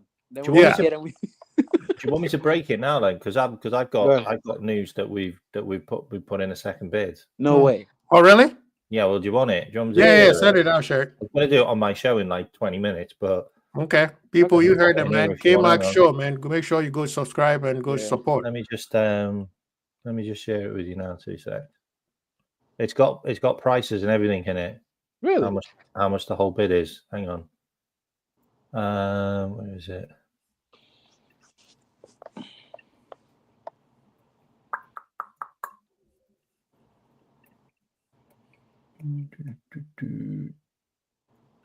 Second bid incoming, guaranteed 130 million plus 10 million add-ons. My man. 100 what? You went 140 right now. Oof. Second bid incoming, guaranteed 130 plus 10 add-ons. 80 million upfront with 50 million next year and 10 million add-ons. Oh yeah, that's a Day World Cup thing, right? Yeah. No, I think he's I'll tell you what. I think he knows the same guy I know. Okay. Somebody told you the same thing? I know someone from the Middle East who told me about the whole Isak thing, like from the 15th of July. Jeez. Literally, the 15th of July said that we're signing Isak. Like, yeah, right now, what is going around. Even David Cobb just. I think he knows the same guy. Yeah, he did another. Let me remove this. How many shows have you heard me say Liverpool will bid 105 million? How many shows have you heard me say it? Yeah, like about 3 weeks ago, I said Liverpool will bid 105 million, and everyone's going, "Nah, you're out of your mind." Guess how much they bid last night? 110. 105 million. And right now, David Cobb is saying RB Leipzig have rejected Newcastle bid for Sesko. I don't think they have. They haven't. That's what we were talking about earlier. They want to add. They want that sell-on clause. They haven't rejected. They haven't rejected the price, like, because that is what they want for him. They want the add-on clause. The price they want, but it's the sell-on clause. Well, they'll just put a sell-on clause in. Yeah, the sell-on clause is what they want. That's I think they'll do it because Newcastle are desperate right now. That's a done deal, and that's why I think Manchester United also won't do it. Do you know Viss is going to Newcastle as well? Do you know that? Who? Viss is going to Newcastle now. Yeah. Brentford. Brentford has decided to go. Yeah, I showed this earlier. Brentford, I showed this earlier. Wiss has decided to go. Brentford has allowed it to. That's it. They get there too. We get all one. I said some people are calling him a traitor. I think this deal is going to happen. There's people it's going to happen. I know it's probably already done. The thing is unbelievable spin to make Isak the enemy here is just ridiculous. It is absolutely like Eddie Howe was asked about. Oh well, did you know Isak was doing this and did you know Isak was doing that? He didn't say he didn't. Didn't say he didn't know, and then he didn't say he did know. He just completely skirted the question, and you're like, "Come on, mate! Like you've got you can't be on the fence with the guy because everybody's hating the guy. You can't be on the fence. You have to be honest and say, look, he asked to not train. He asked for this, he asked for that, and I granted it. Like you have to be honest. It's all going to come out in the wash. Like everybody knows that Alexander Isak does all his own training with his own trainers and his own physios because of his injury issues, which were caused by Newcastle overplaying him in the Champions League 2 years ago. Like that's a pure mismanagement of Isak by Newcastle because they didn't have anyone else who could score goals. So they consistently played him and he broke. They over, and that's the problem. They didn't bring more help.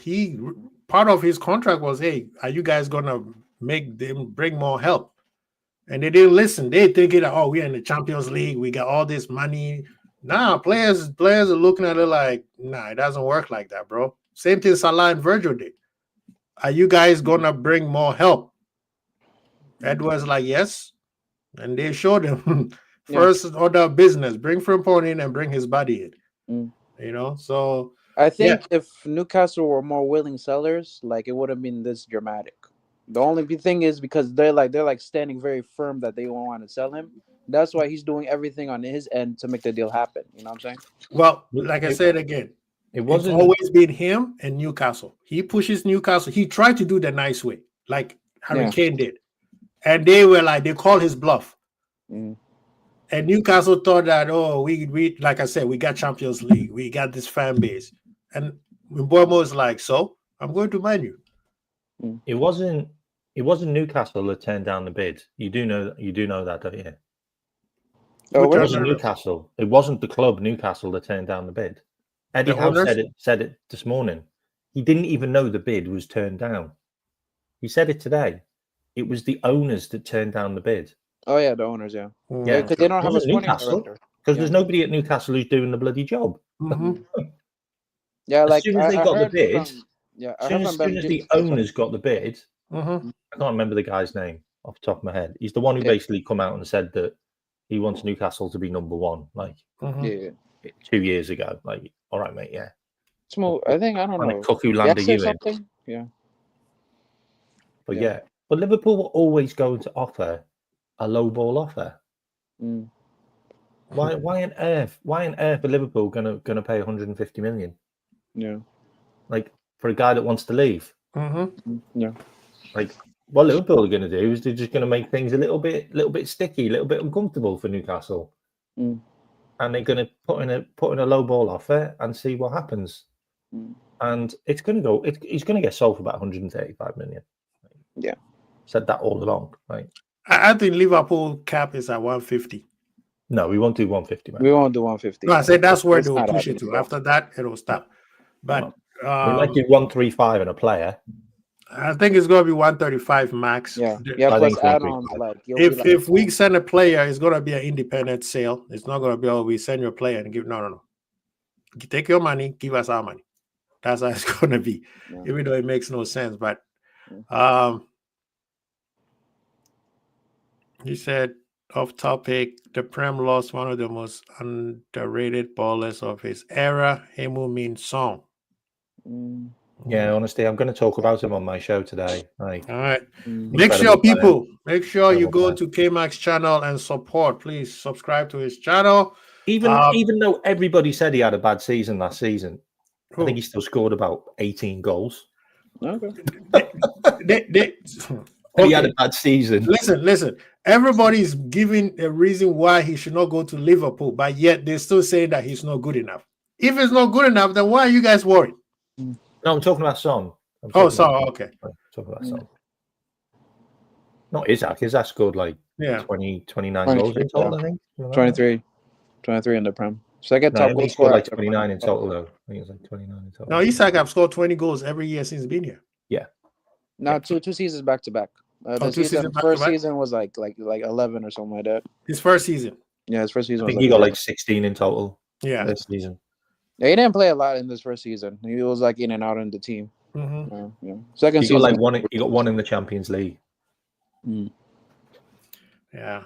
Anyway, people, thank you so much for spending some of your weekend with us. We appreciate you guys. Make sure you go to K-Max channel, as it says on his name. Oh man, Redbird, I appreciate you once more again, man. Thank you. I appreciate you. The show was a little bit later because I had to go do some, I had to go meet with Uncle J Dub and Saudi Prince to make sure that we get this deal done. As you can see, I'm wearing a white shirt. It was all business. I thought we were going to be done early, So it was me and the sources. We had to meet. Big up yourself, Redbird. I appreciate you always supporting me. K-Mac, what time is your show? I'm starting in 10 minutes, mate. All right. You guys heard the man. See you there, man. Thank you so much. Isaac Hag, I'm going to see you next week. Thank you for coming in again, man. I appreciate you. Thank you. People, enjoy your weekend. Don't get stressed about Isak. At the end of the day, we are Liverpool. He knows where we are. Why are you guys worried? We're gonna win regardless. We're gonna win regardless. Yeah. So why are people worried? The rival fans are the one who are worried. They're trying to pull you into their misery. We won the league with Nunes and Diaz playing false nine. Do you think we really need Isaac like that? Come on, man. Chiesa didn't even play a single game. We have to force him to get a medal. Yeah. People, get the likes up, people. Get the likes up. Thank you so much, man. Every single one of you guys, enjoy your weekend. Monday we'll be back before the match. It's gonna be a great match. So, people, enjoy yourself. Get your mind off this Isak thing. It will happen. Kwesi Bold. Peace.